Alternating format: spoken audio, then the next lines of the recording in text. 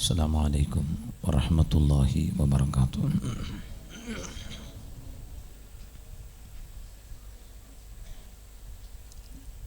أعوذ بالله من الشيطان الرجيم.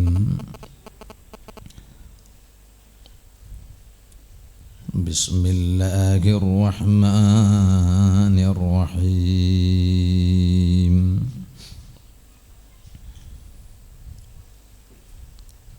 الحمد لله رب العالمين. نشهد أن لا إله إلا الله ونشهد أن سيدنا ومولانا محمدا عبده ورسوله أرسله بالهدى ودين الحق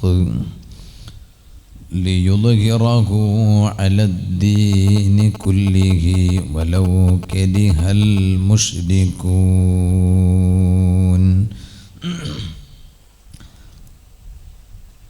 الصلاة والسلام عليك يا سيدي يا رسول الله صلى الله عليه وسلم. خذ بيدي قلت حيلتي أدركني. أما بعد فأعوذ بالله من الشيطان الرجيم. بسم الله الرحمن الرحيم. إن الذين قالوا ربنا الله ثم استقاموا تتنزل عليهم الملائكة ألا تخافوا ولا تحزنوا وأبشروا بالجنة التي كنتم توعدون. صدق الله العلي العظيم. صدق وبلغ رسوله النبي الكريم. ونحن على ما قال ربنا من الشاهدين الشاكرين والحمد لله رب العالمين.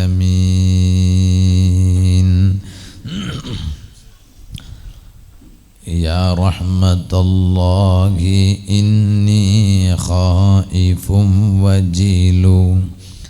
يا نعمة الله إني مفلس عاني. وليس لي عمل ألقى العليم به سوى محبتك العظمى وإيماني. يا ربي بالمصطفى بلغ مقاصدنا واغفر لنا ما مضى يا واسع الكرم. مولاي صل وسلم دائما أبدا على حبيبك خير الخلق كلهم.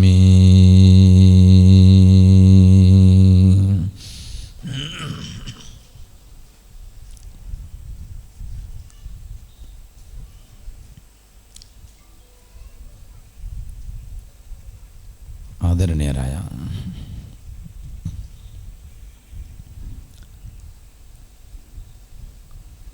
പണ്ഡിതന്മാർ,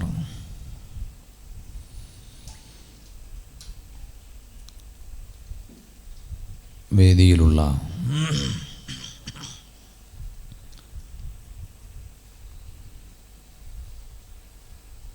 അബ്ദുൽ കരീം ഹാജി, സാബു ഹാജി ഉൾപ്പെടെയുള്ള നേതാക്കൾ, ഈ മഹത്തായ സദസ്സ് ധന്യമാക്കിയിട്ടുള്ള നല്ലവരായ സഹോദരങ്ങൾ, സഹോദരിമാർ, സുഹൃത്തുക്കൾ, അള്ളാഹുവിൻ്റെ മഹത്തായ അനുഗ്രഹം കൊണ്ട്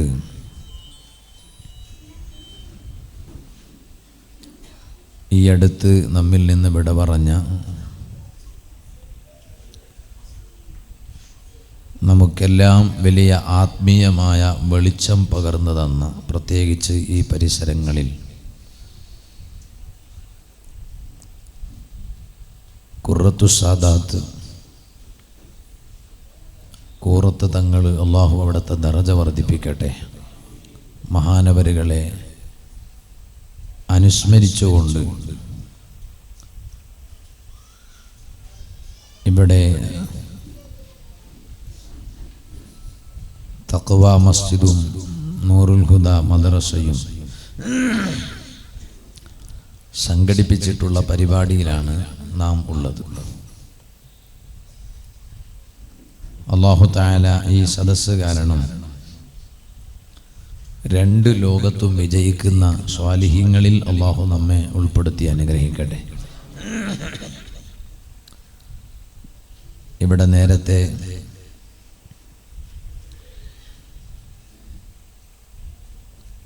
ഞാൻ വരുമ്പോൾ വഅദ് പറഞ്ഞുകൊണ്ടിരുന്ന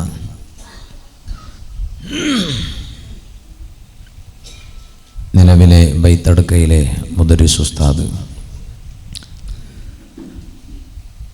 സഫ്വാൻ ജൗഹരി ഉസ്താദ്, അള്ളാഹു അവർക്കും നമുക്കുമെല്ലാം അവൻ്റെ പൊരുത്തത്തിലായി ദീർഘകാലം ദർസ് നടത്താനും വഅദ് പറയാനും അള്ളാഹുവിൻ്റെ ദീനിയായ ഇൽമുകളുമായി ബന്ധപ്പെട്ട് ജീവിക്കാൻ അള്ളാഹു തൗഫീഖ് ചെയ്യട്ടെ.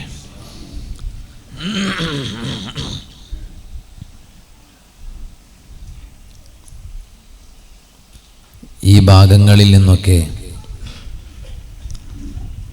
എന്നെ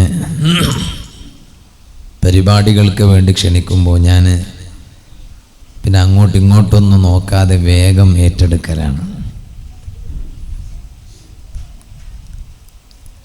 അതിന് കാരണം ഒന്ന്, നേരത്തെ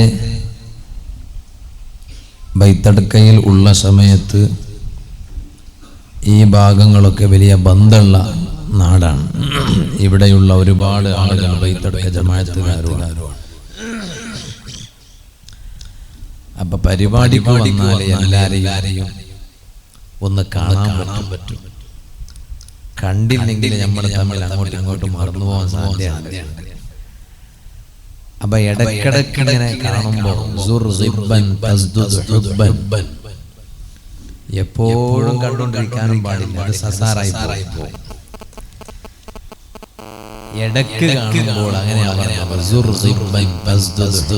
ഇടയ്ക്ക് കാണുമ്പോൾ സ്നേഹം കൂടും. അപ്പൊ അങ്ങനെ പരിപാടിക്ക് വന്നാൽ നിങ്ങൾ എല്ലാരെയും ഒന്നിച്ച് കാണാൻ പറ്റുമല്ലോ. പ്രത്യേകിച്ച് ഞാൻ വരുമ്പോ ഒരു നൗഫൽ സഖാഫി വരുന്നത് പോലെ കാണാതെ ബൈത്തടുക്കത്തെ പഴയ ഉസ്താദ് എന്ന ഒരു പരിഗണനയെങ്കിലും നിങ്ങൾക്കിടയിൽ ഉണ്ടാകുമല്ലോ എന്ന് കരുതിയിട്ടാണ് ഞാൻ വേഗം ഏറ്റെടുക്കുന്നത് തന്നെ. അങ്ങനെയാണ് നമ്മളെ നസീർ ഭായി ഈ പരിപാടിക്ക് വേണ്ടി വിളിച്ചപ്പോ വേഗം ഏറ്റെടുത്ത് ഇനിയിപ്പോ ഇന്നത്തെ വാത് കഴിഞ്ഞിട്ട് നാളെ രാത്രി മലപ്പുറം ജില്ലയിലെ തെന്നലയിലാണ് ഉറൂസിന്റെ വാത്. അത് കഴിഞ്ഞിട്ട് മറ്റന്നാളെ രാത്രി തമിഴ്നാട്ടിലെ ചെന്നൈയിലാണ് മറ്റന്നാളത്തെ രാത്രിത്തെ വാത്. അപ്പൊ അതിൻ്റെ ഇടയ്ക്ക് ഇവിടെ വരാനുള്ള കാരണം നിങ്ങളോടുള്ള ബഹുമാനവും പഴയ കാലത്ത് ഈ നാട്ടിലെ പുരുഷന്മാരും സ്ത്രീകളുമായ നിങ്ങളെല്ലാവരും കാണിച്ച ആ സ്നേഹം അതിനോടുള്ള കടപ്പാടുമാണ് എന്ന് സാന്ദർഭികമായി ഓർമ്മപ്പെടുത്തുകയാണ്. ബഹുമാനപ്പെട്ട കൂറത്ത് തങ്ങൾ പാപ്പാനെ ഏറ്റവും കൂടുതൽ അനുസ്മരിക്കാൻ കടപ്പെട്ട ആളുകളാണ് ഈ ഭാഗത്തുള്ള ബളന്തൂർ, ബൈത്തടുക്ക, ഈ പരിസരത്തുള്ള ആളുകൾ എന്നതിൽ സംശയമില്ല. ഞാന് തങ്ങൾ അവരുകളെ ആദ്യമായിട്ട് കാണുന്നത് തന്നെ ബൈത്തടുക്കത്ത് ഞാൻ ഒരു വർഷം മുതല്ലിമായി ഓതിപ്പടിച്ചിരുന്ന ഒരു കാലം ഉണ്ടായിരുന്നു. മുദരിസായി നിന്ന കാലമല്ല, അതിന് മുമ്പ് ഒരു വർഷം ഞാൻ ബൈത്തടുക്കത്ത് മുതല്ലിമായി ഓതിപ്പടിക്കുന്ന സമയത്ത് അന്ന് ഈ വെള്ളിയാഴ്ച ഉറുദിക്ക് പോകുന്ന സമയമാണ്. ഉറുദി പറഞ്ഞ് പഠിക്കുന്ന ഒരു സമയമായിരുന്നു വെള്ളിയാഴ്ച. അപ്പൊ എന്നെ പഠിപ്പിച്ചിരുന്ന ഞങ്ങളെ ഉസ്താദ് കെ മുഹ്യിദ്ദീൻ കാമിൽ സഖാഫി ഉസ്താദ്, അല്ലാഹു ആഫിയത്തുള്ള ദീർഘായുസ്സ് നൽകട്ടെ, ഉസ്താദ് ഇവിടെ ദർസ് നടത്തുന്ന സമയത്താണ് ഞാനിവിടെ മുതല്ലിമായി പഠിച്ചിരുന്നത്. അന്ന് ഉസ്താദ് വ്യാഴാഴ്ച നാട്ടിൽ പോയാൽ വെള്ളിയാഴ്ച ഇവിടെ എത്തും, ജുമഅക്ക് മുമ്പായിട്ട്. അപ്പൊ അന്ന് ഞാന് വെള്ളിയാഴ്ച ബൈത്തടുക്കത്ത് തന്നെ എന്നെ കണ്ടാൽ അപ്പൊ തന്നെ എന്നെ പറഞ്ഞേക്കും, നീ വെള്ളിയാഴ്ച ഇവിടെ കാണാൻ പാടില്ല, നീ വെള്ളിയാഴ്ച ഉറുദി പറഞ്ഞിട്ട് പഠിക്കണം, നീ നല്ല വാദ് പറയുന്ന ആളാകണം, അതുകൊണ്ട് ഉറുദി പറഞ്ഞ് പഠിക്കണം, വെള്ളിയാഴ്ച പള്ളിയിൽ പോയി ഉറുദി പഠിക്കണം എന്ന് പറഞ്ഞ് ഉസ്താദ് അവിടെ നിന്ന് ഓടിക്കും. വെള്ളിയാഴ്ച എന്നെ അവിടെ കണ്ടാൻ നിർത്തൂല. അങ്ങനെ ഒരു ദിവസം ഉറുദിക്ക് പോയതാണ് കൂറത്തേക്ക്.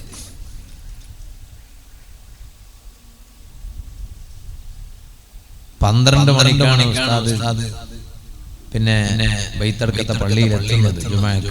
അപ്പൊ കണ്ടപ്പോ എന്നോട് പറഞ്ഞു, അത് പറ്റൂല, ഇവിടെ നിൽക്കാൻ പാടില്ല, വെള്ളിയാഴ്ച ഉറുദിക്ക് പോകാം, ഇവിടെ കാണാൻ പാടില്ല. അപ്പൊ പിന്നെ അടുത്ത പള്ളിയിൽ എത്തിയാലല്ലേ അപ്പൊ ജുമഅക്കും കൂടാൻ പറ്റും, ഉറുദിക്ക് മാത്രമല്ല, കാരണം സമയം 12 മണി കഴിഞ്ഞില്ലേ. അപ്പൊ പിന്നെ നേരെ കൂറത്തേക്ക് പോയതാണ്. അന്ന് ബഹുമാനപ്പെട്ട തങ്ങളുപ്പാപ്പ അന്ന് തന്നെ അവിടുത്തെ ഇമാമും ഖത്തീബും എല്ലാവുമാണ്. ഞാൻ ഇപ്പോഴും ഓർക്കുന്നുണ്ട് ആ രംഗങ്ങളൊക്കെ. അന്ന് ഉച്ചക്ക് പിന്നെ ബുദ്ധി വരും, പള്ളിയിലെ ഉസ്താദിന് ബുദ്ധി വരും. ബുദ്ധി കൊണ്ടുവരുന്ന ആളൊക്കെ സഹകരിക്കുന്നുണ്ട്. അപ്പോ പള്ളിയിലെ ഉസ്താദിന് ബുദ്ധി വരും. അന്ന് ബുദ്ധി വരുന്നത് കുറച്ച് വൈകിപ്പോയി. ഏത് വീട്ടിൽ നിന്ന് ബുദ്ധി വന്നതാണെന്ന് അറിയില്ല. അങ്ങനെ ഉണ്ടാവും. പള്ളിയിലെ ഉസ്താദിന് ബുദ്ധി വരുമ്പോ ചില വീട്ടിലത്തെ ബുദ്ധി നേരത്തെ എത്തും, അല്ലെ സബാജി? ചില വീട്ടിലത്തെ ബുദ്ധി കുറച്ച് വൈകിട്ട് എത്തിയാലും കുറെ ഐറ്റംസ് ഉണ്ടാവും. അപ്പോ അങ്ങനെ കുറച്ച് വൈകിട്ടാണ് എത്തിയത്. പിന്നെ നോക്കുമ്പോ ഒരു പെൺകുട്ടി, ചെറിയ പെൺകുട്ടിയാണ് ഈ ബുദ്ധിയുമായിട്ട് വരുന്നത്. അപ്പൊ ബഹുമാനപ്പെട്ട തങ്ങളുപ്പാപ്പ അന്ന് അത്ര കൂടുതലൊന്നും തിരക്ക് അങ്ങനെ ഉണ്ടായിട്ടില്ല, അങ്ങനത്തെ ഒരു സമയമാണ്. അപ്പൊ ഈ പെൺകുട്ടിയോട് തങ്ങൾ പറയാണ്, വേം ബാ മോളെ, ഉറുദിക്ക് വന്ന മൊയ്ലാരുണ്ട്, അയാൾക്ക് ഭക്ഷണം കൊടുക്കണല്ലേ. കുറെ നേരായി കാത്തത് തന്നെ. അപ്പോഴേക്ക് ഈ കുട്ടി കൊണ്ടുവരുന്നത് ബുദ്ധി അങ്ങ് നിലത്തിട്ട്. ഞങ്ങൾ കുറെ നേരമായി ഈ ഭക്ഷണം കാത്തുകൊണ്ടിരിക്കണം. ഇത് ഈ അമ്പലപ്പില് അവസരത്തിൽ ബുദ്ധി കൊണ്ടുവരുമ്പോ ഈ ബുദ്ധിനെ ഈ കുട്ടി അങ്ങ് നിലത്തിട്ട്. അപ്പൊ തങ്ങൾ എന്തോ ഒരു തമാശ പറഞ്ഞു. എന്താ തമാശ ഇപ്പോഴേക്ക് ഓർമ്മയില്ല, അത് അന്ന് മുത്താലിമായി പഠിക്കുന്ന സമയത്ത് സംഭവം. അപ്പൊ ബഹുമാനപ്പെട്ട തങ്ങളുപ്പാപ്പ ലോകാടിസ്ഥാനത്തിൽ അറിയപ്പെട്ടുവെങ്കിലും മഹാനവരുകളുടെ കാര്യമായ നേതൃത്വവും പ്രവർത്തനവും ഒക്കെ ഞങ്ങളെ ഈ ഭാഗത്താണ്, കൂറത്തിന്റെ പരിസരത്തും എന്ന് ഞങ്ങൾക്കൊക്കെ അറിയാലോ. അതുകൊണ്ട് തന്നെ മഹാനവരുകളെ ഏറ്റവും കൂടുതൽ അനുസ്മരിക്കാൻ ഏറ്റവും കടപ്പെട്ട ആളുകൾ ഈ പരിസരത്തുള്ള ഞങ്ങൾ തന്നെയാണ്. ഞങ്ങൾ ബൈത്തടുക്കത്ത് മുതല്ലിമായി പഠിക്കുന്ന സമയത്ത് തന്നെ ഞങ്ങൾക്ക് അനുഭവമുണ്ട്. അന്ന് കുത്തുബിയത്ത് വീടുകളിൽ കുത്തുബിയത്ത് നിയത്താക്കിയിട്ട് കുത്തുബിയത്ത് ചൊല്ലിപ്പിക്കും. അന്ന് ബൈത്തടുക്കത്തെ മുതല്ലിമകളായ ഞങ്ങളെ കുത്തുബിയത്തിന് വിളിക്കും. ആ കുത്തുബിയത്തിന്റെ മജ്ലിസിന്, വീട്ടിൽ നടക്കുന്ന കുത്തുബിയത്തിന്റെ മജ്ലിസിന് നേതൃത്വം നൽകാൻ ബഹുമാനപ്പെട്ട കൂറത്തങ്ങളുപ്പാപ്പയാണ് വരല്. എനിക്കിപ്പോഴും ഓർമ്മയുണ്ട്. അപ്പൊ അങ്ങനെ ബഹുമാനപ്പെട്ട തങ്ങളുപ്പാപ്പാക്ക് ഏറ്റവും വലിയ അഭേദ്യമായ ബന്ധമുള്ള ഒരു പരിസരമായതുകൊണ്ട് ഞാൻ എന്തിനത് പറയുന്നു എന്ന് ചോദിച്ചാൽ, തങ്ങളെ ഏറ്റവും കൂടുതൽ അനുസ്മരിക്കാൻ കടപ്പെട്ട ആളുകൾ ഈ പരിസരത്തുള്ള ഞങ്ങൾ തന്നെയാണ്. അല്ലാഹു തആല മഹാനവരുകളോടൊപ്പം സ്വർഗത്തിൽ അല്ലാഹു ഞങ്ങൾ ഒരുമിച്ച് കൂട്ടി തരട്ടെ. അൽഹംദുലില്ലാ, ഞാനിവിടെ വന്നപ്പോൾ എനിക്ക് ഈ പരിസരങ്ങളൊക്കെ കണ്ടപ്പോൾ വളരെ സന്തോഷം തോന്നിപ്പോയി. കാരണം ഇത് ഞങ്ങളുടെ നാടാണല്ലോ. അപ്പൊ ഇവിടെ ഇങ്ങനെ മാറ്റങ്ങൾ കാണുമ്പോൾ, എപ്പോഴും ഉള്ളതുപോലെ കാണുമ്പോൾ അതിലൊരു കാണാൻ ഒരു രസമൊന്നുമില്ല അല്ലെ. അതേസമയത്ത് ഒരു മാറ്റങ്ങൾ കാണുമ്പോൾ വലിയ സന്തോഷമാണ്. അങ്ങനെ അൽഹംദുലില്ലാ ഇവിടെ ഒരു പള്ളി ഉണ്ടായി. ആ പള്ളിയുടെ ഉദ്ഘാടനത്തിന് ഞാനിവിടെ പിന്നെ വന്നിരുന്നു. എനിക്കിപ്പോഴും ഓർമ്മയുണ്ട്. അതിനുശേഷം അൽഹംദുലില്ലാ മദ്രസയുണ്ടായി. മാറ്റം വരികയാണ്. ഇങ്ങനെ കൊല്ലം കൂടുന്തോറും മാറ്റങ്ങൾ വരികയാണ്. അതിനുശേഷം നേരത്തെ പള്ളി തന്നെ ഇല്ലായിരുന്നു. അൽഹംദുലില്ലാ ഒരു പള്ളി വന്നു. ആ പള്ളിക്ക് നല്ല പേരും വെച്ചു, തഖ്വ മസ്ജിദ്. പള്ളി കൊണ്ടുള്ള ഉദ്ദേശം തന്നെ തഖ്വയാണല്ലോ. അപ്പൊ പള്ളിക്ക് അങ്ങനെ പേര് തന്നെ വെച്ചു. പിന്നെ കുറച്ച് കഴിഞ്ഞപ്പോ അൽഹംദുലില്ലാ മദ്രസയും ഉണ്ടാക്കി. ആ മദ്രസയിൽ കുറെ കുട്ടികൾ പഠിക്കുന്നുണ്ട്. അത് കഴിഞ്ഞിട്ട് അൽഹംദുലില്ലാ നിന്നില്ല. ഇപ്പൊ നോക്കുമ്പോ ഇവിടെ നല്ല കെട്ടിടം ഉഷാറായി പൊതിയ ഒരു ബിൽഡിംഗ് കാണുന്നുണ്ട്. അല്ലാഹു ഇതിന്റെ പണികളൊക്കെ അല്ലാഹു വേഗം പൂർത്തിയാക്കി കൊടുക്കട്ടെ. ഇതിനൊക്കെ പ്രധാനപ്പെട്ട കാരണക്കാരനായ ഞങ്ങളെ പ്രിയപ്പെട്ട കരീം ഹാജി, അല്ലാഹു അദ്ദേഹത്തിന് നല്ല ആരോഗ്യമുള്ള ദീർഘായുസ്സ് നൽകട്ടെ. അദ്ദേഹം ഉദ്ദേശിച്ച കാര്യങ്ങളൊക്കെ അല്ലാഹു എളുപ്പത്തിൽ പൂർത്തിയാക്കി കൊടുക്കട്ടെ. എന്നോട് പറഞ്ഞു, ഉസ്താദേ ഇതൊന്ന് പൂർത്തിയായാൽ, ഇതൊരു 3-4 മാസം കൊണ്ട് നമുക്ക് പൂർത്തിയായാൽ ഒരു 100 മുത്തല്ലിമീങ്ങളെ വെച്ചിട്ട് ഒരു ദർസ് നടത്തണം എന്ന് അദ്ദേഹം പറഞ്ഞു. എന്നിട്ട് എന്നോട് മെല്ലെ ചോദിച്ചു, നിങ്ങൾ വരുന്ന ആലോചിച്ചു ദർസ് നടത്താൻ. വരാൻ ആഗ്രഹമില്ലാഞ്ഞിട്ടൊന്നുമല്ല, പക്ഷെ ഇപ്പൊ ഞാൻ മൂടുവിദ്രയിൽ ദർസ് തുടങ്ങിയല്ലോ. പക്ഷെ ഞാൻ പറഞ്ഞു വരുന്നത് അൽഹംദുലില്ലാ അല്ലാഹു അദ്ദേഹം ഉദ്ദേശിച്ചതുപോലെ അല്ലാഹു ആഗ്രഹം സാധിപ്പിച്ചു കൊടുക്കട്ടെ. നല്ല ഒരു കെട്ടിടം, ഇങ്ങനെ ഒരു കെട്ടിടമായപ്പോ നമുക്കിപ്പോ പള്ളി, നമുക്ക് മഴ ഒന്ന് പെയ്തപ്പോ വേറൊന്നും ആശ്രയിക്കേണ്ടി വന്നില്ല. അൽഹംദുലില്ലാ നമ്മൾ ഈ ബിൽഡിങ്ങിന്റെ ഉള്ളിൽ ഒരു പരിപാടി. ഇനി എത്ര ജോറിൽ മഴ പെയ്താലും ഞങ്ങൾക്കൊരു വിഷയമില്ല. കാരണം അതിന് നല്ല സൗകര്യമുള്ള ബിൽഡിങ്ങിന്റെ ഉള്ളിലാണ് ഞങ്ങളുടെ പരിപാടി. ഒരുപാട് ഉമ്മമാര് സഹോദരിമാരുണ്ട്. ഞാൻ ഇങ്ങോട്ട് വരുമ്പോ പുരുഷന്മാര് തന്നെ ഇഷ്ടം പോലെ ഉണ്ട്. അല്ലാഹുവൊക്കെ വലിയ ബർക്കത്ത് ചെയ്യട്ടെ. അതോടൊപ്പം സ്ത്രീകള് 2 സ്ഥലങ്ങളിലായിട്ട് ബിൽഡിങ്ങിന്റെ ഉള്ളിൽ ഒരുപാട് ഉമ്മമാര് സഹോദരിമാരുണ്ട്. അല്ലാഹു തആല അവർക്കും വലിയ ബർക്കത്ത് ചെയ്യട്ടെ.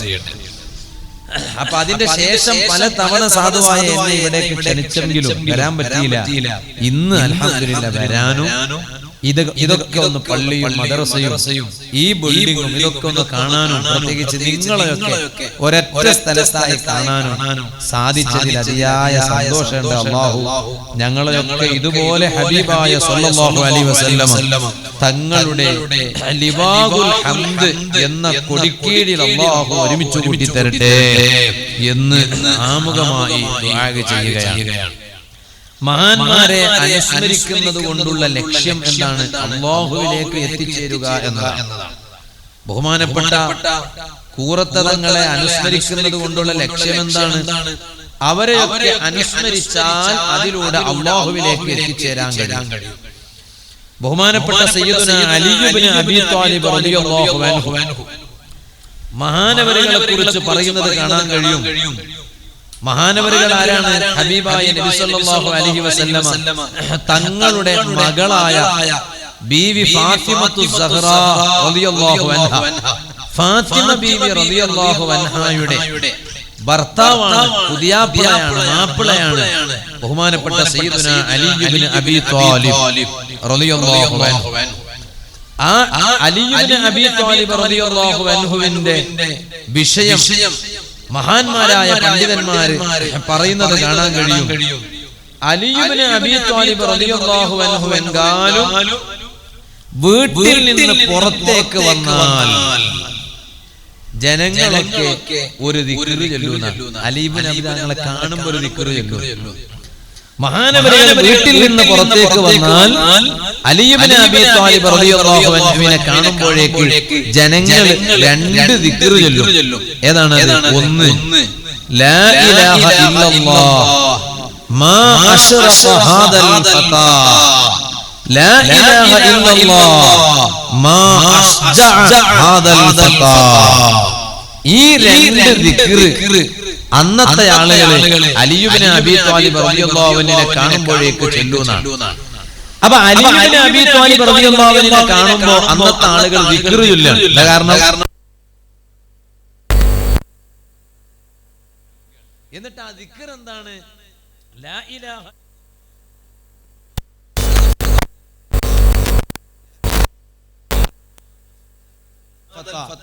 ലാ ഇലാഹ ഇല്ലല്ലാഹ് ചൊല്ലിയിട്ട് പറയാണ്.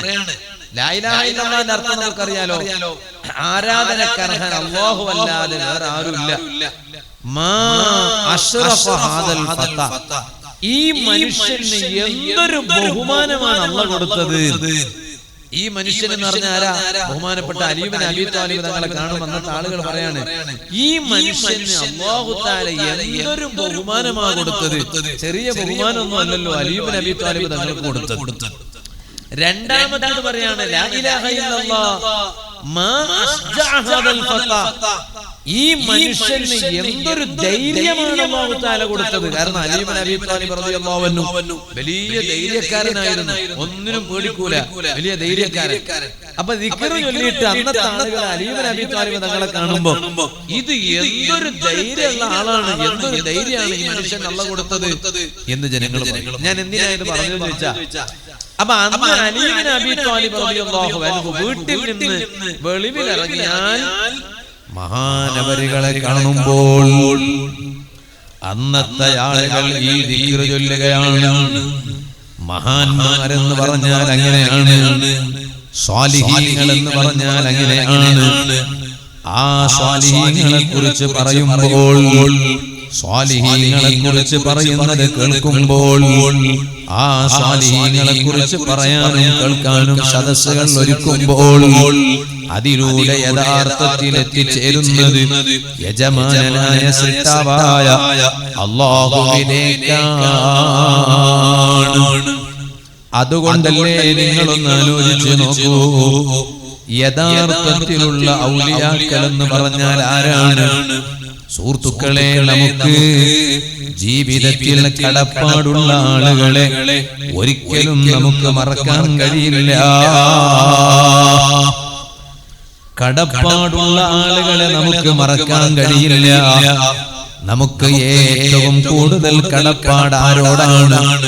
യജമാനനായ റബ്ബിനോടാണ്. എന്താണ് റബ്ബിനോടുള്ള കടപ്പാട്?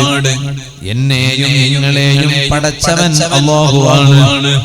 പടച്ചു എന്ന് മാത്രമല്ല, ആ റബ്ബാണ് ഞങ്ങളെ വളർത്തുന്നത്, ഞങ്ങൾക്ക് വേണ്ടതെല്ലാം ചെയ്യുന്നതും വേണ്ടതെല്ലാം നൽകുന്നവൻ റബ്ബാണ്.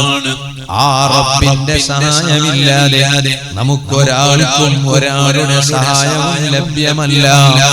അപ്പൊ ഏറ്റവും കടപ്പാടുള്ളത് അല്ലാഹുവിനോടാണ്. അതുകൊണ്ട് തന്നെ ആ റബ്ബിനോട് നമ്മൾ നല്ല കടപ്പാട് കാണിക്കുന്നവരാകണം. കടപ്പാട് കാണിക്കുന്നു. ഇനി രണ്ടാമതായി പറയട്ടെ, രണ്ടാമതായി ഏറ്റവും വലിയ കടപ്പാട് ആരോടാണ്? എന്നെയും നിങ്ങളെയും അല്ലാഹു തആല പടക്കാൻ കാരണക്കാരനായ ഒരു നബിയും ഒരു റസൂലുമുണ്ട്. അതാരാണ്? റഹ്മത്തുൽ ലിൽ ആലമീൻ സയ്യിദുൽ വറാ അഷ്റഫുൽ ഖൽഖ് മുഹമ്മദുർ റസൂലുള്ളാഹി സ്വല്ലല്ലാഹു അലൈഹി വസല്ലമ തങ്ങളാണ്. ആ നബി സല്ലല്ലാഹു അലൈഹി വസല്ലമ തങ്ങളോട് വലിയ കടപ്പാട് എനിക്കും നിങ്ങൾക്കുമുണ്ട്. എന്തിനാണ് ഞാനിത് പറയുന്നത്? കടപ്പാടുള്ളവരോട് നല്ല കടപ്പാട് കാണിക്കണം. തങ്ങളോട് എനിക്കും നിങ്ങൾക്കും വലിയ കടപ്പാടുണ്ട്, ചെറിയ കടപ്പാടല്ല. കാരണം എന്നെ പടക്കാൻ കാരണക്കാരൻ തങ്ങളാണ്.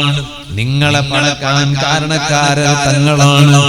അതുകൊണ്ട് തന്നെ തങ്ങളോട് നമുക്ക് വലിയ കടപ്പാടുണ്ട്. ആ കടപ്പാടിന്റെ ഭാഗമാണ് നബി സല്ലല്ലാഹു അലൈഹി വസല്ലമ തങ്ങളുടെ ജന്മം കൊണ്ട് അനുഗ്രഹീതമായ പരിശുദ്ധ റബീഉൽ അവ്വൽ മാസം കടന്നു വരുമ്പോൾ ഞങ്ങൾ അതാ സന്തോഷം പ്രകടിപ്പിക്കുന്നു. അത് അവിടത്തോടുള്ള കടപ്പാടിന്റെ ഭാഗമാണ്. ഇപ്പോഴും ഞാൻ അതാ നിങ്ങളുടെ നാട്ടിലേക്ക് വാതിന് വരുമ്പോ ഒരുപാട് പള്ളികളെ കണ്ടു, ഒരുപാട് വീടുകളെ കണ്ടു. ആ പള്ളിയിലൊക്കെ നല്ല വെളിച്ചം കാണുന്നു, ലൈറ്റിങ്സ് കാണുന്നു. അപ്പൊ ഞാൻ തന്നെ മനസ്സിലാക്കി, എന്തേ മറ്റു സമയങ്ങളിലൊന്നും കാണാത്ത ലൈറ്റിങ്സുകൾ ഇപ്പൊ കാണുന്നത് എന്തിനാണ്? അത് സഫർ മാസം തീരാറാവുകയാണ്. ഒരാഴ്ച പിന്നിട്ടാൽ റബീഉൽ അവ്വൽ മാസം വരെയാണ്. അപ്പൊ ജനങ്ങൾക്കൊക്കെ ഒന്ന് അറിയണം, റബീഉൽ അവ്വൽ മാസം വലിയ ബഹുമാനമുള്ള മാസമാണ്. റമളാനിനേക്കാൾ മഹത്വം റബീഉൽ അവ്വൽ മാസത്തിനുണ്ട് എന്ന് പോലും ഇബ്നുൽ ഹാജ് തങ്ങളെ കിതാബുൽ മദ്ഖലിൽ പഠിപ്പിച്ചിട്ടുണ്ട്. എന്തേ കാരണം? റമളാൻ ഞങ്ങൾക്ക് കിട്ടാൻ കാരണം നബി സല്ലല്ലാഹു അലൈഹി വസല്ലം തങ്ങളാണ്. ലൈലത്തുൽ ഖദ്ർ ഞങ്ങൾക്ക് കിട്ടാൻ കാരണം നബി സല്ലല്ലാഹു അലൈഹി വസല്ലം തങ്ങളാണ്. തങ്ങളില്ലെങ്കിൽ റമളാൻ ഇല്ലല്ലോ, തങ്ങളില്ലെങ്കിൽ ലൈലത്തുൽ ഖദ്ർ ഇല്ലല്ലോ. അപ്പൊ പിന്നെ റമളാനും ലൈലത്തുൽ ഖദ്റും ഒക്കെ കിട്ടാൻ കാരണം അത് നബി സല്ലല്ലാഹു അലൈഹി വസല്ലം തങ്ങളാകുമ്പോ ആ തങ്ങൾ ജനിച്ച റബീഉൽ അവ്വലിന് റമളാനിനേക്കാൾ വലിയ മഹത്വമുണ്ടെന്ന്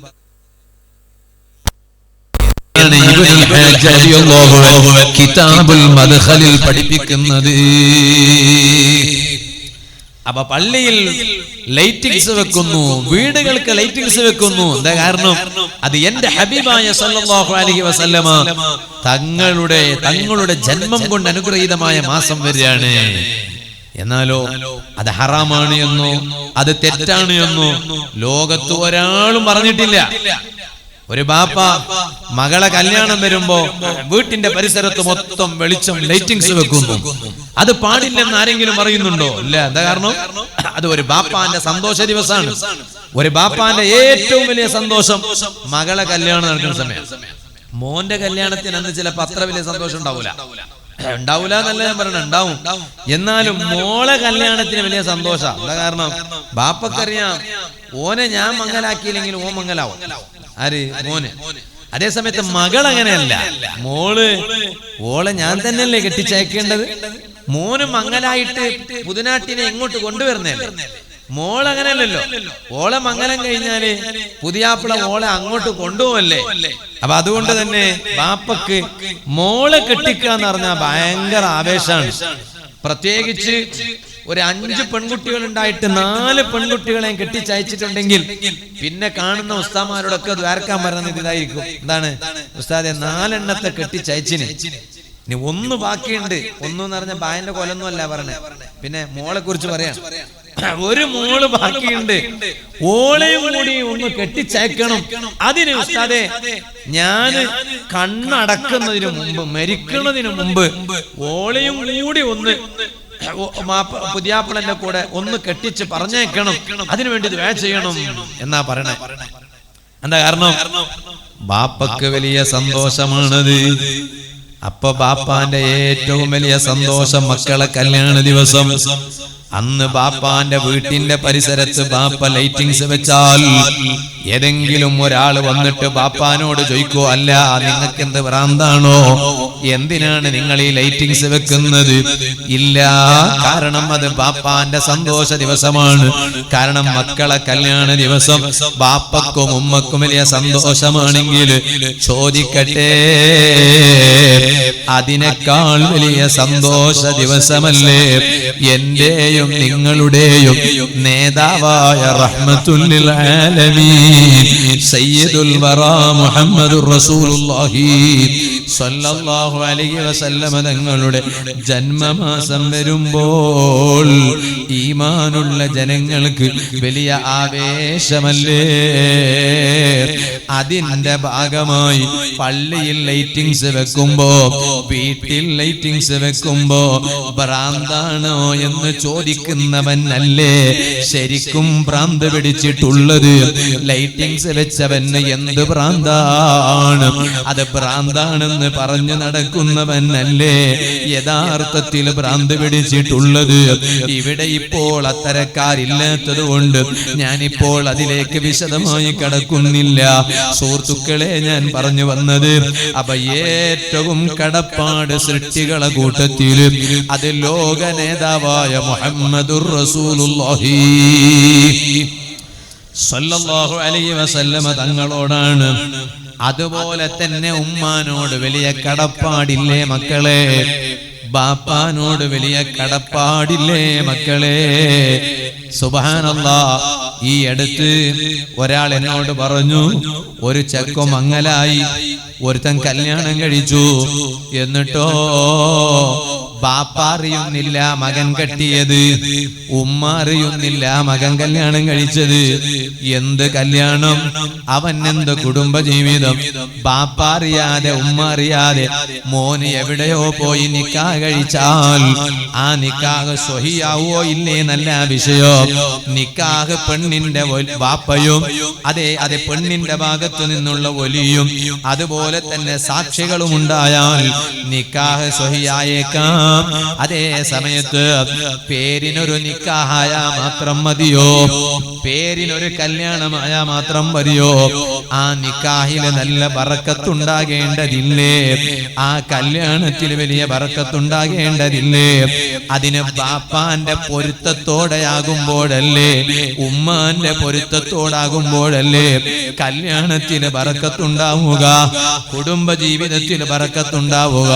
സുബ്ഹാനല്ലാഹ്, ഇപ്പൊ ഇവനെന്താ ബാപ്പാന്റെ സമ്മതമില്ലാതെ ഉമ്മാന്റെ സമ്മതമില്ലാതെ എവിടെയോ ജോലിക്ക് പോയിട്ട് അവിടുന്ന് ബാപ്പാനോടും ഉമ്മാനോടൊന്നും സമ്മതം ചോദിക്കാതെ ഓനിങ്ങനെ കല്യാണം കഴിക്കാണ്.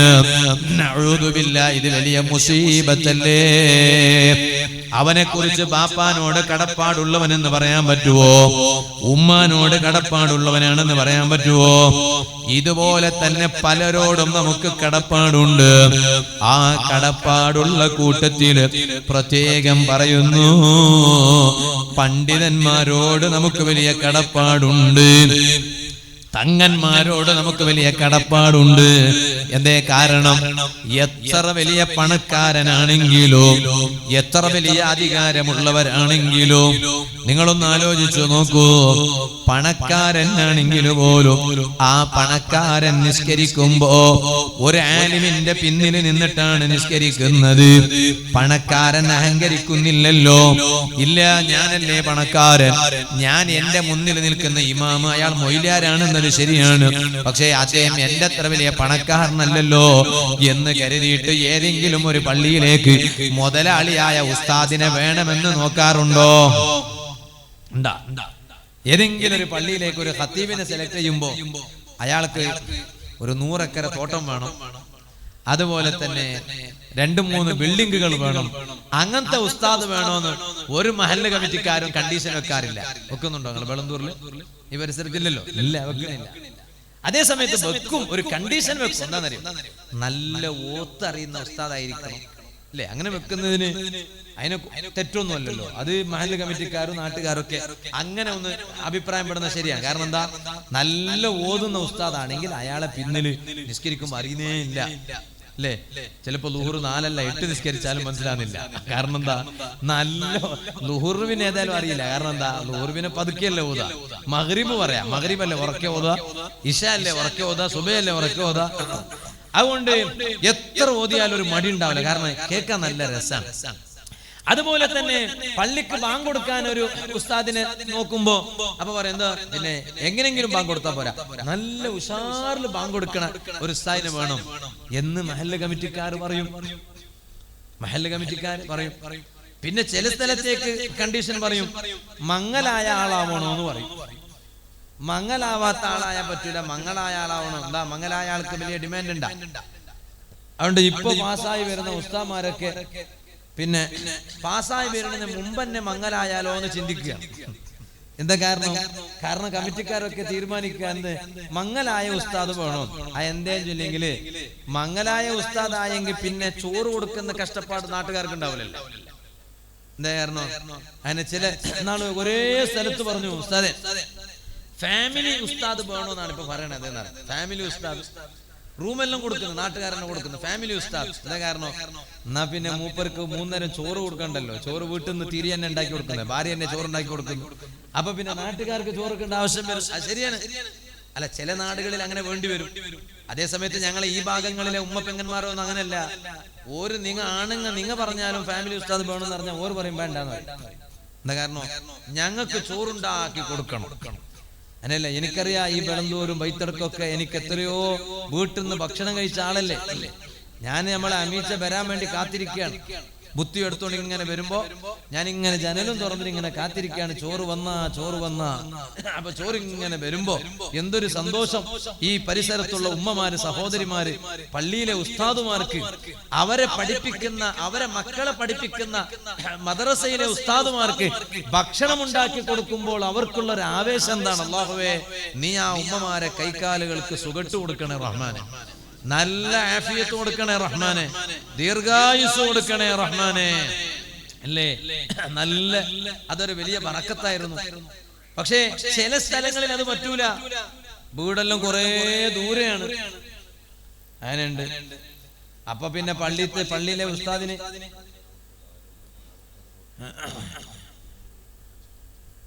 നിങ്ങൾ കുറച്ച് മുമ്പോട്ട് കയറി ഇരിക്കണം എന്ന് പറഞ്ഞ വിഷമാവില്ലല്ലേ, ബേജാറാവൂലല്ലേ? എന്നാ പിന്നെ ഒന്ന് കയറിയിരിക്കുവോ. അപ്പൊ ബാക്കിൽ നിന്ന് കസേര മുമ്പോട്ട് ഉണ്ടല്ലോ അല്ലേ, ഒന്ന് കയറിയിരിക്കുവോ അമിച്ച, നിങ്ങൾ തന്നെ ഒന്ന് കയറി ഇരുന്നാൽ മതി. അപ്പൊ പിന്നെ എല്ലാവരും കയറിയിരിക്കും. ബിസ്മില്ലാ. അപ്പൊ ആളുകൾ ഇങ്ങനെ വരുമ്പോ ബാക്കിൽ വരുന്ന ആൾക്ക് സുബ്ഹാനല്ലാഹ്, ഇപ്പൊ എന്താ ഇത്രയെല്ലാം ആളുകൾ എന്നോട് വരുമ്പോ, നമ്മൾ അബ്ബാസ് ഖാന്റെ പേരിൽ ഭക്ഷണം കഴിക്കുമ്പോ എന്നോട് പറഞ്ഞ് പിന്നെ പെണ്ണുങ്ങ ഫുള്ളായി നിന്ന്, പെണ്ണുങ്ങ ഫുള്ളായി. അതിപ്പോ എല്ലാ വേദന പോയാലും പറയുന്ന ഒരു സംഗതിയാണ്, പെണ്ണുങ്ങ ഫുള്ളായി. അപ്പൊ അതിന്റെ അർത്ഥം ആണുങ്ങ ഫുള്ളായിട്ടില്ല എന്നല്ലേ. പക്ഷെ എന്നാലും എനിക്കൊരു വിശ്വാസം ഉണ്ടായിരുന്നു, പരിപാടി നമ്മളെ ബെളന്തൂർ വൈത്തടക്ക ഈ പരിസരത്തല്ലേ. അപ്പൊ ഇവിടെ ഞാനൊക്കെ വന്ന സ്ഥലല്ലേ. അപ്പൊ എനിക്കറിയാം ഈ ഭാഗങ്ങളിലൊക്കെ ആളുകൾ ഫുള്ളാവും എനിക്കറിയാം. അപ്പൊ അൽഹംദുലില്ലാഹ് അല്ലേ. എന്താ ഇവിടെ അപ്പൊ ഇതിപ്പോ എന്താക്കിന്ന് പറഞ്ഞാല് ബേക്കത്തെ കസേര എടുത്ത് മുമ്പിലിട്ട് എന്നല്ലാതെ ആരും കയറി ഇരുന്നിട്ടില്ല. എന്നുവെച്ചാൽ അത് മുമ്പോട്ടിരിക്കുക. റജു നിങ്ങൾ ഇവിടെ ഇരിക്കും. ബിസ്മില്ലാ. അള്ളാഹു ബർക്കത്ത് ചെയ്യട്ടെ, അള്ളാഹു വലിയ സന്തോഷം കൊടുക്കട്ടെ. ഇപ്പോഴത്തെ വാലിന്റെ സദസ്സിലൊക്കെ ബാല്യക്കാർ കുറവാ.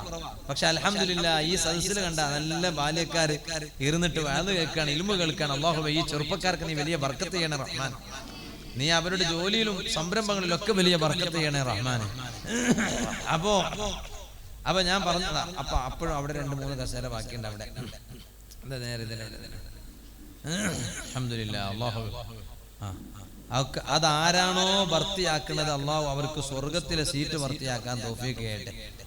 അതാ കണ്ട, സ്വർഗത്തിന്റെ സീറ്റാ ഞാൻ പറഞ്ഞ്, എലക്ഷന്റെ സീറ്റല്ല, സ്വർഗത്തിന്റെ സീറ്റ്. അൽഹംദുലില്ലാഹ്. കണ്ട എന്തൊരു സന്തോഷം. നമുക്കിത് കുറച്ചും കൂടി വലിപ്പം വേണ്ടി എന്നാണ് അൽഹംദുലില്ലാഹ്. ഇത്രയെല്ലാം ആയതിൽ വലിയ സന്തോഷമുണ്ട്. അള്ളാഹു അദ്ദേഹത്തിന്റെ നിഅമത്തിൽ ധാരാളം ബർക്കത്ത് ചെയ്യട്ടെ. ഞങ്ങൾക്കൊക്കെ അള്ളാഹു നല്ല ബർക്കത്തുള്ള നിഅമത്ത് ഏറ്റിത്തരട്ടെ. അപ്പൊ ഞാൻ പറഞ്ഞ വിഷയം മറക്കണ്ട, ഞാൻ പറഞ്ഞു വന്നത്. അപ്പോ എന്താ ഞാൻ പറഞ്ഞ, അപ്പോഴേക്ക് കസേര വെക്കണതിൽ അതങ്ങ് പോയി. ഇപ്പൊ നിങ്ങന്നെ ചൊല്ലണം, നിങ്ങന്നെ ചൊല്ലണം. ഇപ്പൊ ഞാൻ എവിടുന്ന് ട്രാക്ക് മാറിയത് ബുത്തിന്റെ വിഷയമൊക്കെ ബുത്തിന്റെ എവിടേക്കോ എത്തിനിപ്പോ. എന്താ പറഞ്ഞ ഞാൻ ഒന്ന് പറയും.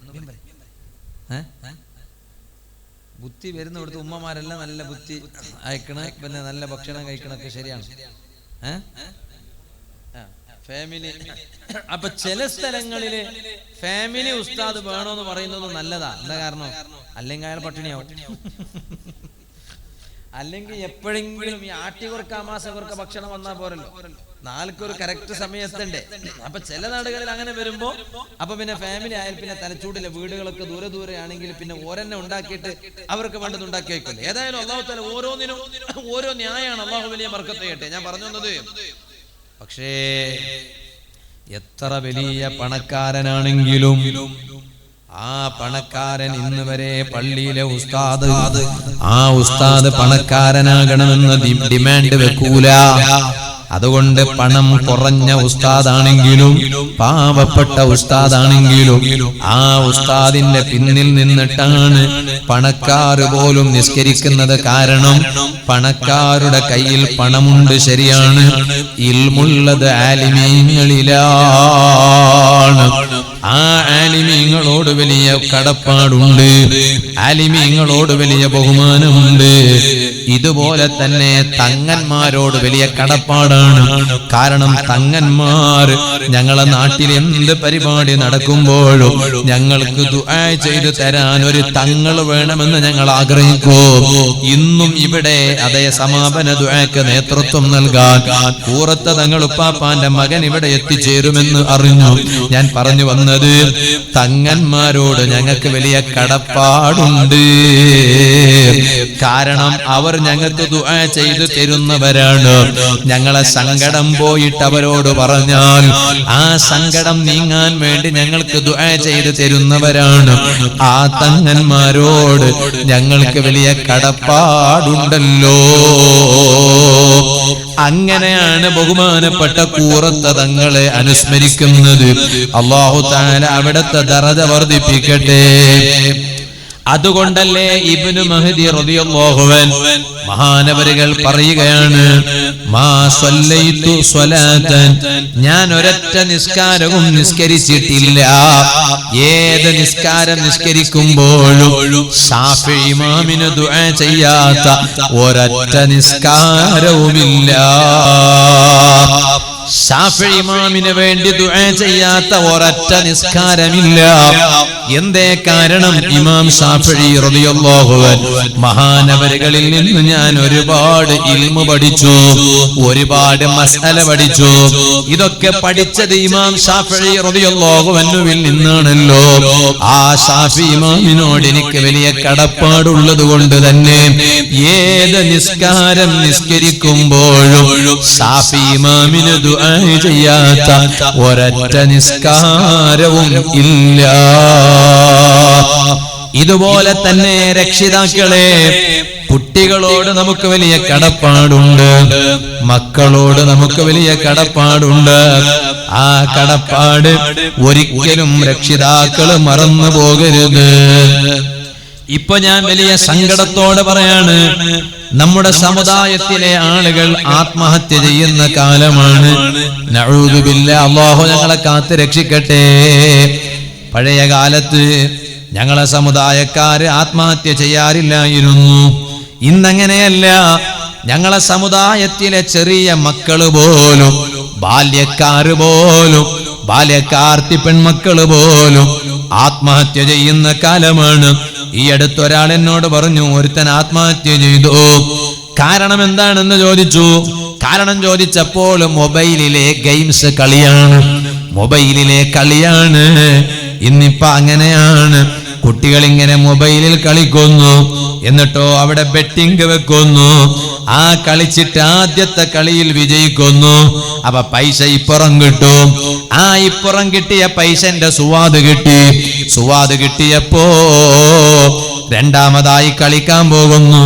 പക്ഷേ ആ കളിയിൽ പരാജയപ്പെടുന്നു. അപ്പുറം തോനെ പൈസ കൊടുക്കേണ്ടി വരും. കൊടുക്കാൻ കയ്യിൽ പൈസ ഇല്ല. കൊടുത്തില്ലെങ്കിലോ അതേ മാനം നഷ്ടപ്പെട്ടു പോകും. അതുകൊണ്ട് അവസാനം പിന്നെ അഭയം പ്രാപിക്കുന്നത് കയറ് നോക്കിയിട്ടാണ്.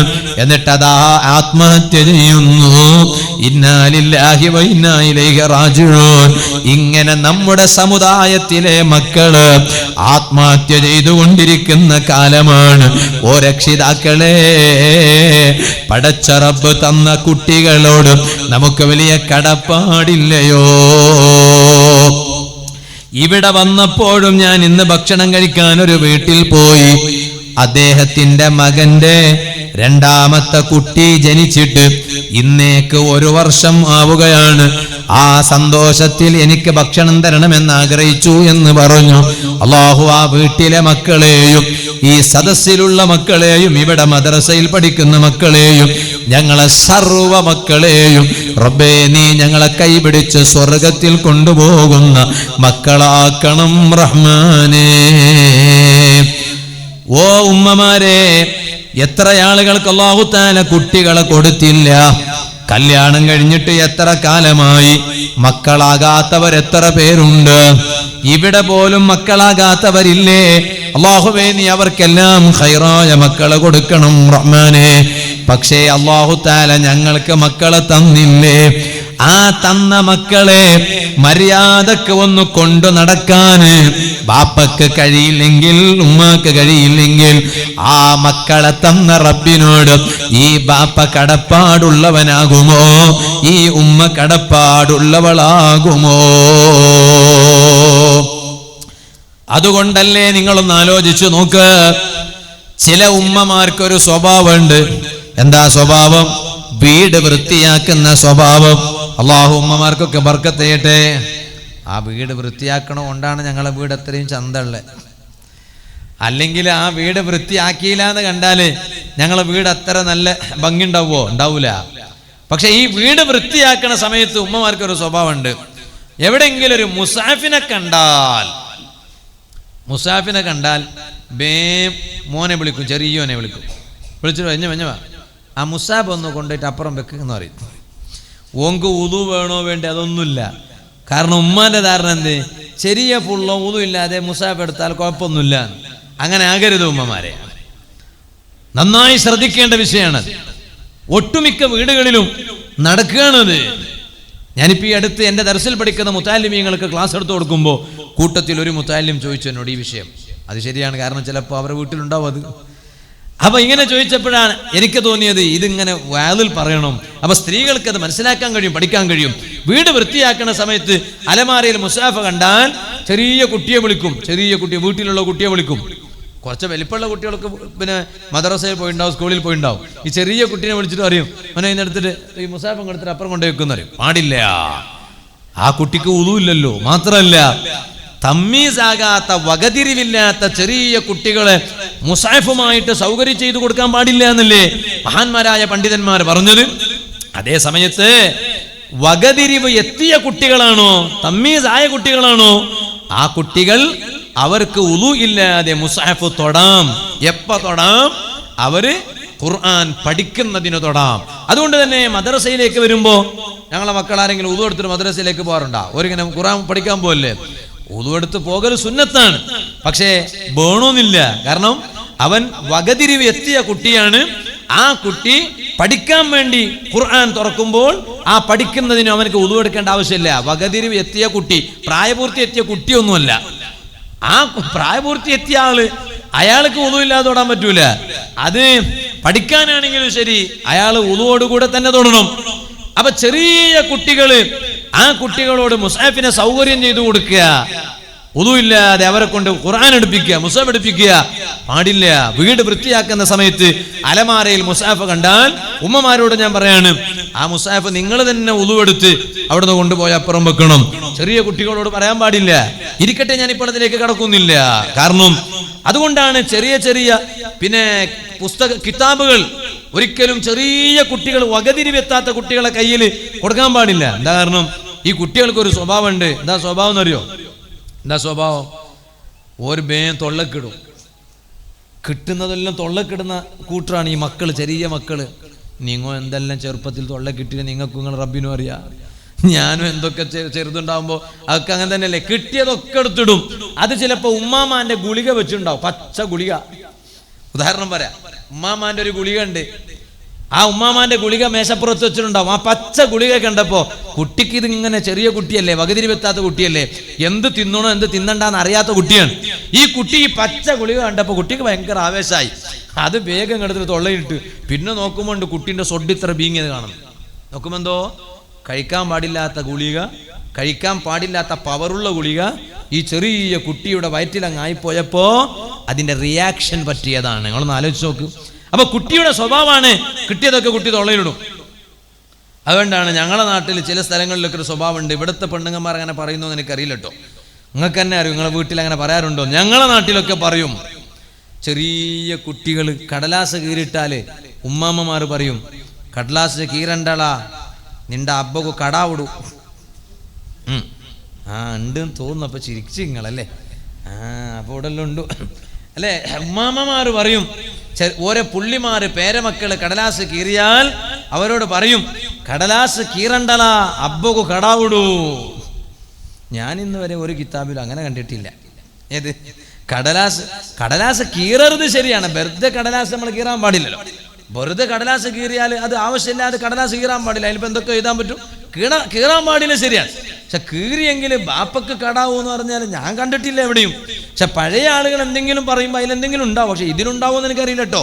അത് ചിലപ്പോൾ ഞാൻ മനസ്സിലാക്കിയത്, ഈ കടലാസ് കുട്ടികൾ വീട്ടിൽ കീറിയാൽ അതിന്റെ ടെൻഷൻ ആണുങ്ങൾക്ക് ഉണ്ടാവില്ല, കൂടുതലും പെണ്ണുങ്ങൾക്കാണ് അല്ലേ? പെണ്ണുങ്ങൾക്കല്ലേ? എന്താ കാരണം? അത് ക്ലീൻ ആക്കി എടുക്കുന്ന ഓരോ പണിയല്ലേ. അതുകൊണ്ട് വീട്ടിലത്തെ പെണ്ണുങ്ങന്മാര് ആണുങ്ങളെയും കൂടി ടെൻഷൻ ആക്കാൻ വേണ്ടി പറയുന്ന ഒരു വാക്കാണത്. എന്താ കാരണം? ഉമ്മാക്ക് കടാവൂന്നല്ല പറഞ്ഞേ, കടലാസ് കീറണ്ടലാ, കീറിയാല് വേം പറയും ബാപ്പക്ക് കടാവൂന്നു. അപ്പൊ സോഫയിൽ ഇരിക്കുന്ന മൂപ്പർ എണീറ്റ് വരുത്തലമ്പ കീറിരണ്ടലമ്പ, കീറിക്കളയണ്ട, ബാപ്പക്ക് കടാവൂന്നല്ലേ പറഞ്ഞത്. അങ്ങനൊക്കെ പറഞ്ഞിട്ടൊരു ട്രിക്സ് ഉണ്ട്. ഞാനിപ്പോൾ ഇതിലേക്ക് കിടക്കണില്ല, അത് ശരിയാണെന്നൊന്നും ഞാൻ പറഞ്ഞല്ല. എന്നാലും കൂടുതൽ എപ്പോഴും കീറിക്കൊണ്ടിരുന്നെങ്കിൽ ബാപ്പ കടാവൂന്ന് ഉറപ്പല്ലേ? എന്താ കാരണം? പിന്നെ ഇത് പുസ്തകം വാങ്ങിക്കൊടുക്കാൻ പൈസ ഉണ്ടാവില്ല, എപ്പോഴും വാങ്ങിക്കൊടുക്കൽ തന്നെ, ഇത് കീറി തന്നെ. പിന്നെ ഇയാളെ കയ്യിൽ പൈസ ഉണ്ടാവില്ല, പിന്നെ കടം വാങ്ങിയിട്ട് പുസ്തകം വാങ്ങിക്കൊടുക്കേണ്ടി വരും. ഇപ്പൊ ഞാൻ അതിലേക്കൊന്നും കിടക്കണില്ല. ഞാൻ പറഞ്ഞു വന്ന വിഷയം, ആ കുട്ടികളോട് നമുക്ക് വലിയ കടപ്പാടുണ്ട്, ആ മക്കളോട് വലിയ കടപ്പാടുണ്ട്. ഇതുപോലെ പോറ്റി വളർത്തുന്ന രാജാവായ റബ്ബ്, ആ റബ്ബിനോട് എനിക്കും നിങ്ങൾക്കും വലിയ കടപ്പാടില്ലേ? ആ റബ്ബിനെ ഓർത്ത് ജീവിക്കേണ്ടതില്ലേ? ആ റബ്ബിന്റെ പൊരുത്തത്തിലായി ജീവിക്കേണ്ടതില്ലേ? ഇവിടത്തെ ആയുസ് തീർന്നു പോകുന്നതാണല്ലോ. ഈ ബൈത്തടുക്കയിൽ നിന്ന് ഞാനങ്ങ് പോയതിനു ശേഷം എത്ര ആളുകളാണ് ഈ നാട്ടിൽ മരിച്ചുപോയത്, ഈ ബളന്തൂർ പരിസരത്ത് മരിച്ചുപോയത്. അല്ലാഹുവേ, ആരെല്ലാം ഖബറിലുണ്ടോ സർവർക്കും നീ പുറത്തു കൊടുക്കണം റഹ്മാനേ. ഖബർ വിശാലമാക്കണം റഹ്മാനേ.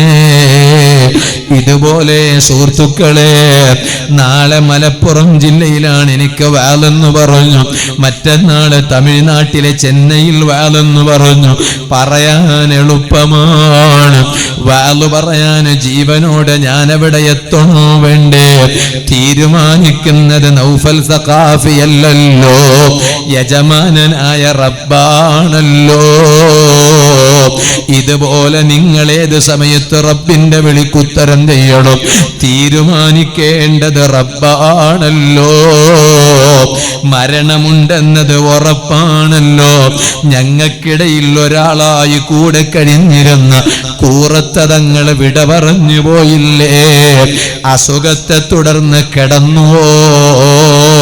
ഒരാഴ്ച കിടക്കുന്നത് പോകട്ടെ, ഒരു ദിവസം കിടക്കുന്നത് പോകട്ടെ, ഒരു മണിക്കൂർ പോലും കിടന്നിട്ടുണ്ടോ?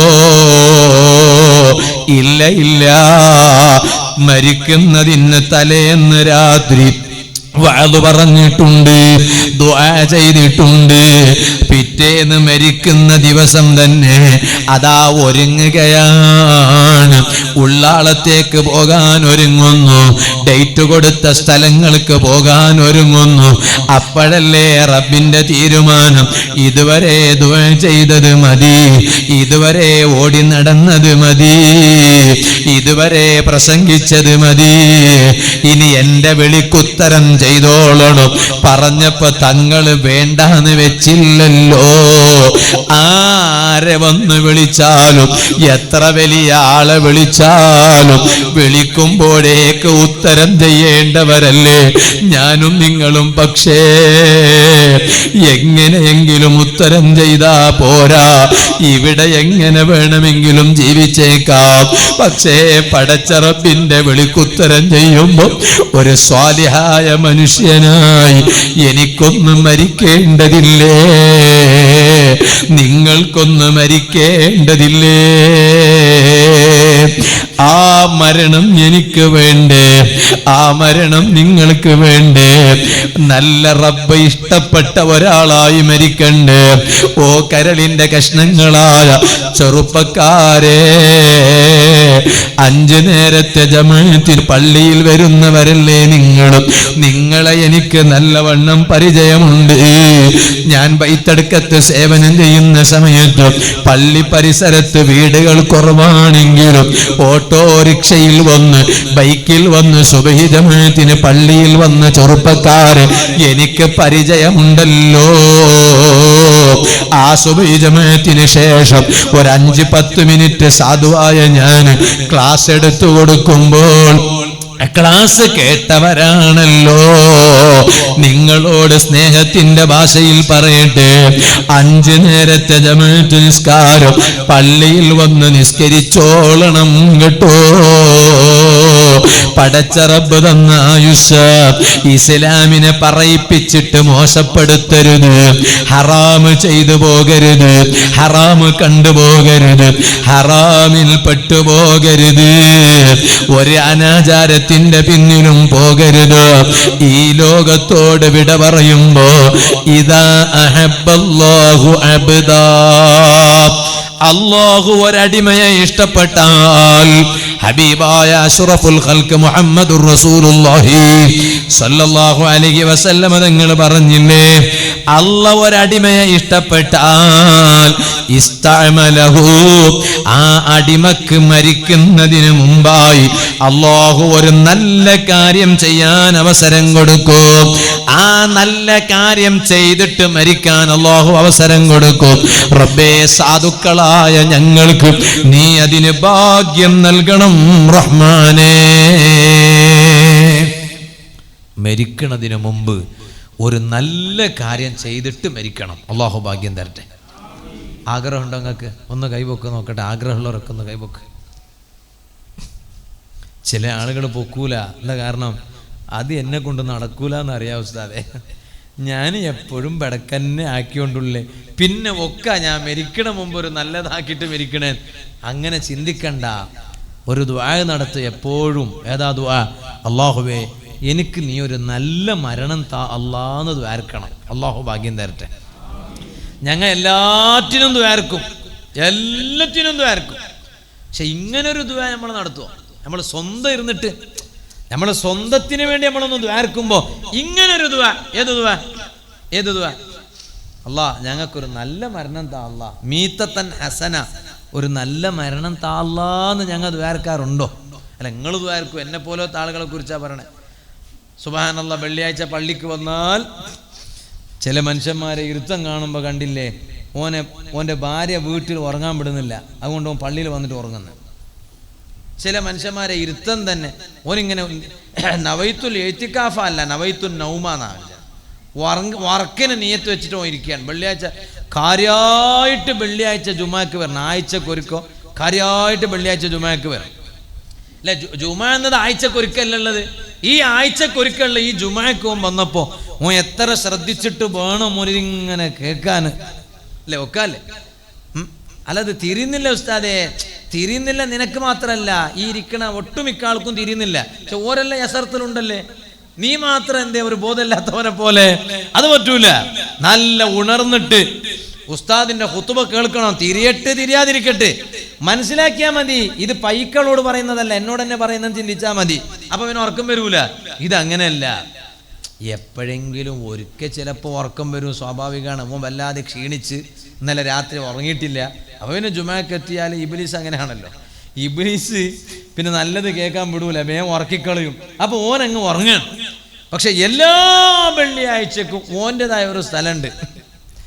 എല്ലാ വെള്ളിയാഴ്ച ഓൻ്റെ സ്ഥലമുണ്ട് ഒരു മൂലൽ. ആ മൂലല ഓ ഇരിക്കുന്ന തന്നെ ഇങ്ങനെ ആദ്യം ഇരുന്ന് വന്നിട്ട് ഇരിക്കുന്ന തന്നെ ചാരിയിട്ട് ഇരുന്നിട്ട് തുടങ്ങി മോന്. ഞാൻ അതാ പറഞ്ഞേ, മോൻ്റെ ഭാര്യ ചിലപ്പോൾ ഓനെ വീട്ടിൽ ഉറങ്ങാൻ വിടൂല. ഭാര്യൻ്റെ കിരിക്കിരി ഉണ്ടാവുമല്ലോ. അപ്പോൾ വീട്ടിൽ ഉറങ്ങാൻ കഴിയാതെ ഓൻ പള്ളിയിൽ ഉറങ്ങാൻ വേണ്ടി നിയത്ത് ചെയ്ത് വരാൻ പറ്റൂല. അല്ല എന്താക്കുന്ന ഉസ്താദ്, എപ്പാ നോക്കിയെങ്കിലും ഉറക്ക് വരുന്നല്ലേ? അങ്ങനെയാണെങ്കിൽ ചികിത്സിക്കണം. ചികിത്സിക്കണം എന്ന് പറഞ്ഞാൽ മരുന്ന് കഴിക്കണമെന്നല്ല, പിന്നെ എന്തോ പറ്റിയിട്ടുണ്ടെന്ന് അർത്ഥം. ഈ കൽബ് കേടായാലാണ് നല്ല കാര്യങ്ങളൊക്കെ ചെയ്യുമ്പോൾ ഉറക്ക് വരുന്നത്. അങ്ങനെയാണ്. നല്ല കാര്യങ്ങളൊക്കെ ചെയ്യുമ്പോൾ വേറൊന്നിലും നമുക്ക് ഉറക്ക് വരുന്നില്ല. നെയ്ച്ചോറ് പിന്നെ ബിരിയാണി കഴിക്കുമ്പോൾ ഉറക്ക് വരണില്ലല്ലോ, ഓൻ അവിടെ തൂങ്ങുന്നില്ലല്ലോ കഴിക്കുന്ന. ഉമ്മ മേശപ്പുറത്ത് കൊണ്ടുവന്ന് ഭക്ഷണം വെച്ചപ്പോഴേക്ക് ഭക്ഷണത്തിന്റെ മുന്നിലുണ്ടാകുമ്പോൾ ഉറക്കം വരണില്ല. മൊബൈലിന്റെ മുന്നിലുണ്ടാകുമ്പോൾ ഉറക്കം വരണ അല്ല, ഇങ്ങനെ വാട്സാപ്പിൽ ഇങ്ങനെ നോക്കുമ്പോൾ ഉറക്കം വരണത് കുറവാ. അതേ സമയത്ത് എന്താ ഈ വാല് കേൾക്കുമ്പോൾ ഒരു ഉറക്ക്. ഇപ്പൊ നിങ്ങളാരും ഉറങ്ങുന്നില്ലവാ, ഞാൻ വെറുതെ നിങ്ങളെ കുറിച്ച് പറഞ്ഞല്ല. വാല് കേൾക്കുമ്പോൾ ഒരു ഉറക്ക്, അല്ലെങ്കിൽ ഖുതുബ കേൾക്കുമ്പോൾ ഒരു ഉറക്ക്. സുബ്ഹാനല്ലാഹ്. എന്നിട്ട് ഈ ചങ്ങാതി ഖുതുബക്ക് ഉറങ്ങിയെന്ന് മാത്രമല്ല, ജുമാ നിസ്കാരത്തിനും ഉറങ്ങി. ഞാനിത് വെറുതെ പറയല്ലാതെ, മനുഷ്യന്റെ ഒരു അശ്രദ്ധങ്ങളൊന്നും ആലോചിച്ച് നോക്ക്. എന്നിട്ട് സലാം വീട്ടിയിട്ടില്ല. ഉസ്താദ് സലാം വീട്ടി, ഓനെ സലാം വീട്ടാൻ തൊട്ടടുത്തുള്ള ആള് പിന്നെ ഇങ്ങനെ വിളിച്ചുണർത്തിയതാണ്. അൽഹംദുലില്ലാ, ബഹുമാനപ്പെട്ട തങ്ങളവരുകൾ വന്നു. അല്ലാഹു അക്ബർ, അല്ലാഹു അക്ബർ. തങ്ങൾ പറയാണ് ഞാൻ ഉറങ്ങിയിട്ടില്ല. അല്ലാഹുവേ, നീ തങ്ങളവരുകൾക്ക് ആഫിയത്തുള്ള ദീർഘായുസ്സ് നൽകണേ റഹ്മാൻ.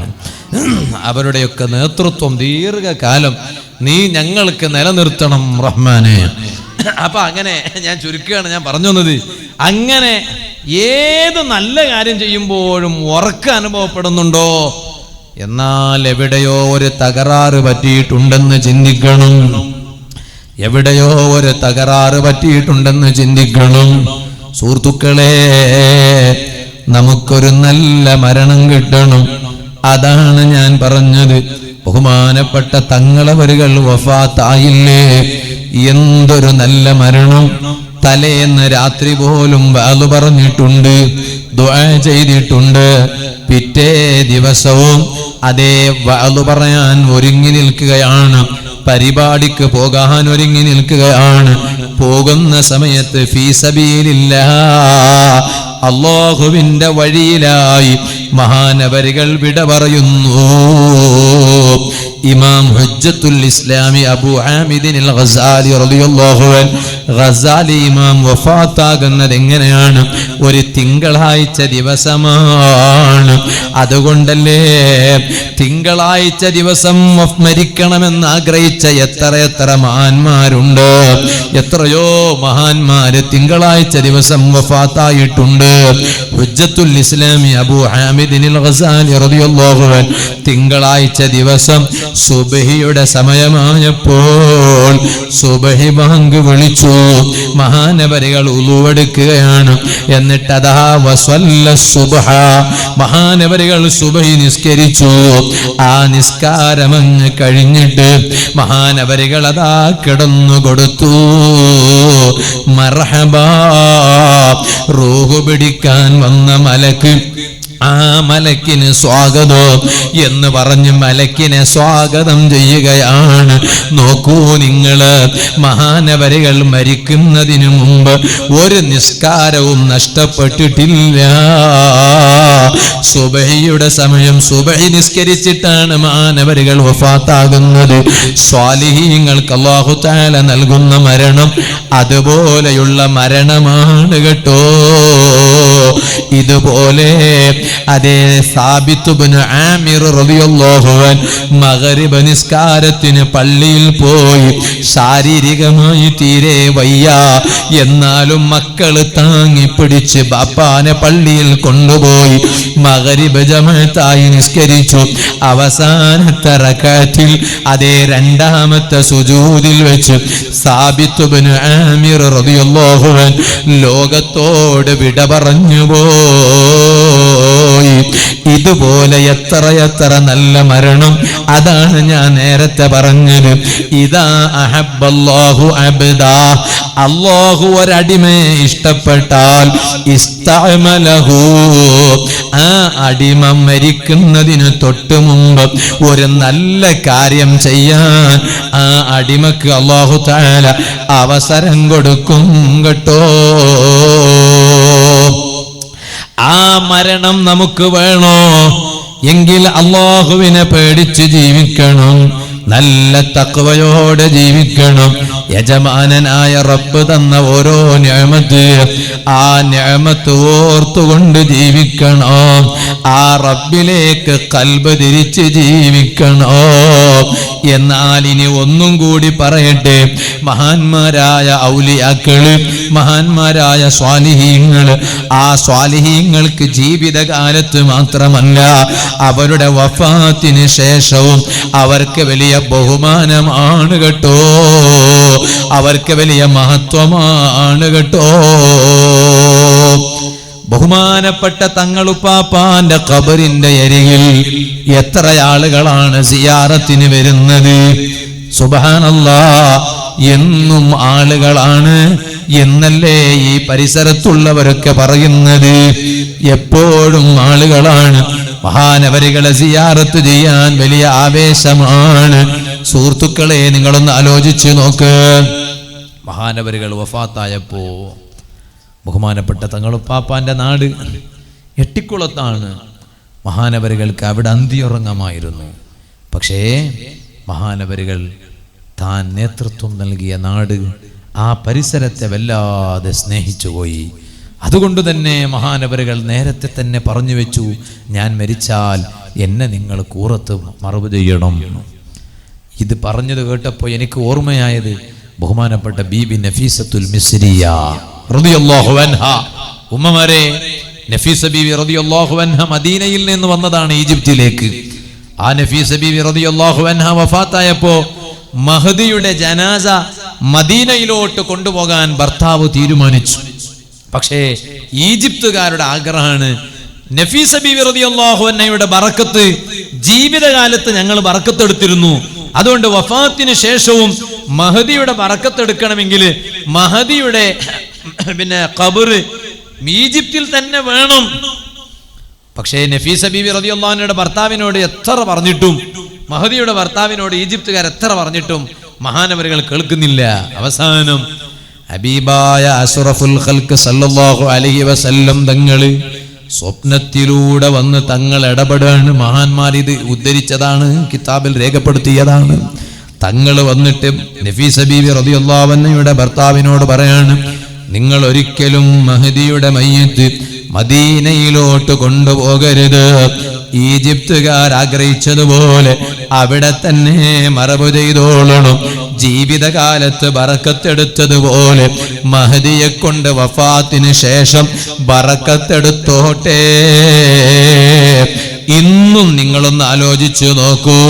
ഈജിപ്തിൽ പോയവർക്കറിയാം, അവിടെ ആരെങ്കിലും മരിച്ചാൽ അവരുടെ മയ്യത്ത് നഫീസ ബീബി റളിയല്ലാഹു അൻഹയുടെ ഖബറിന്റെ പരിസരത്തുള്ള പള്ളിയിൽ കൊണ്ടുവന്ന് അവിടെ മയ്യത്ത് നിസ്കരിച്ചിട്ടാണ് ആ മയ്യത്തിനെ മറവ് ചെയ്യാൻ കൊണ്ടുപോകുന്നത്.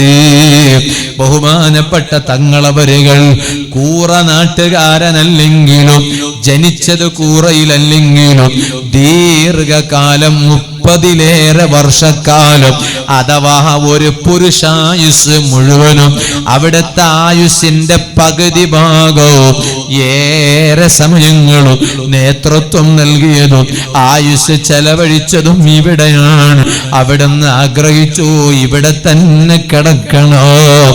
ആഗ്രഹിച്ചതുപോലെ എത്ര നല്ല അന്തസ്സോടെയാണ് കിടക്കുന്നത്.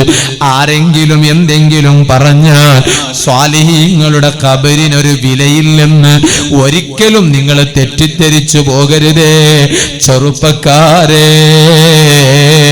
മദീനയിൽ പോയവർക്കറിയാമല്ലോ, ആ മദീനയിൽ അതാ ഉഹുദ് പർവ്വതം കണ്ടവരില്ലേ? ഇപ്പോൾ നീട്ടി പറയാൻ നേരമില്ല, ഞാൻ എന്റെ വാതു നിർത്താണ്. അവിടെ ഉഹുദ് പർവ്വതം കണ്ടവരില്ലേ? ആ ഉഹുദിൽ അതേ 70ഓളം ഉഹുദ് ശുഹദാക്കൾ അവിടെയില്ലേ? അവിടെയാണ് മൂസ നബി അലൈഹിസ്സലാമിന്റെ സഹോദരനായ ഹാറൂൻ നബി അലൈഹിസ്സലാമിന്റെ ഖബറുള്ളത് എന്നും പണ്ഡിതന്മാരിൽ ചില പണ്ഡിതന്മാർ അഭിപ്രായപ്പെട്ടിട്ടില്ലേ?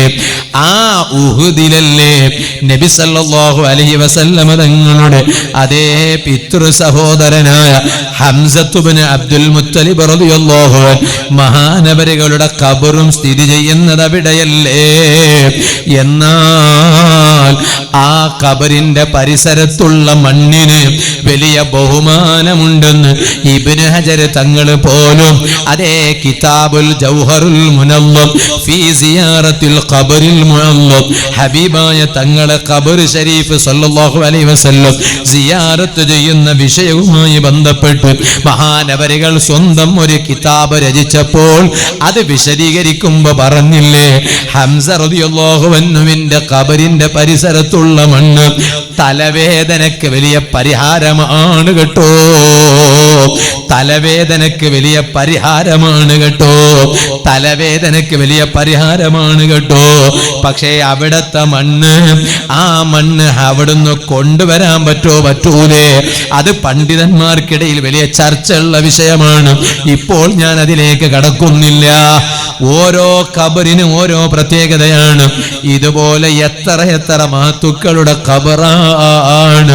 സുഹൈബ് റൂമി റളിയല്ലാഹു അൻഹു മഹാനവരുകളുടെ ഖബറിനെ കുറിച്ച് ഇമാം അല്ലാമ സുംഹൂദി റളിയല്ലാഹു അൻഹു പറഞ്ഞിട്ടുണ്ടല്ലോ, മഹാനവരുടെ ഖബർ ഈ പനി ബാധിച്ച ആള് അവരുടെ പനി മാറാൻ വേണ്ടി അവിടെ പോയാൽ അവരുടെ പനി മഹാനവരുകളെ ഖബറിന്റെ ബറക്കത്ത് കൊണ്ട് മാറിക്കിട്ടുന്നു കേട്ടോ.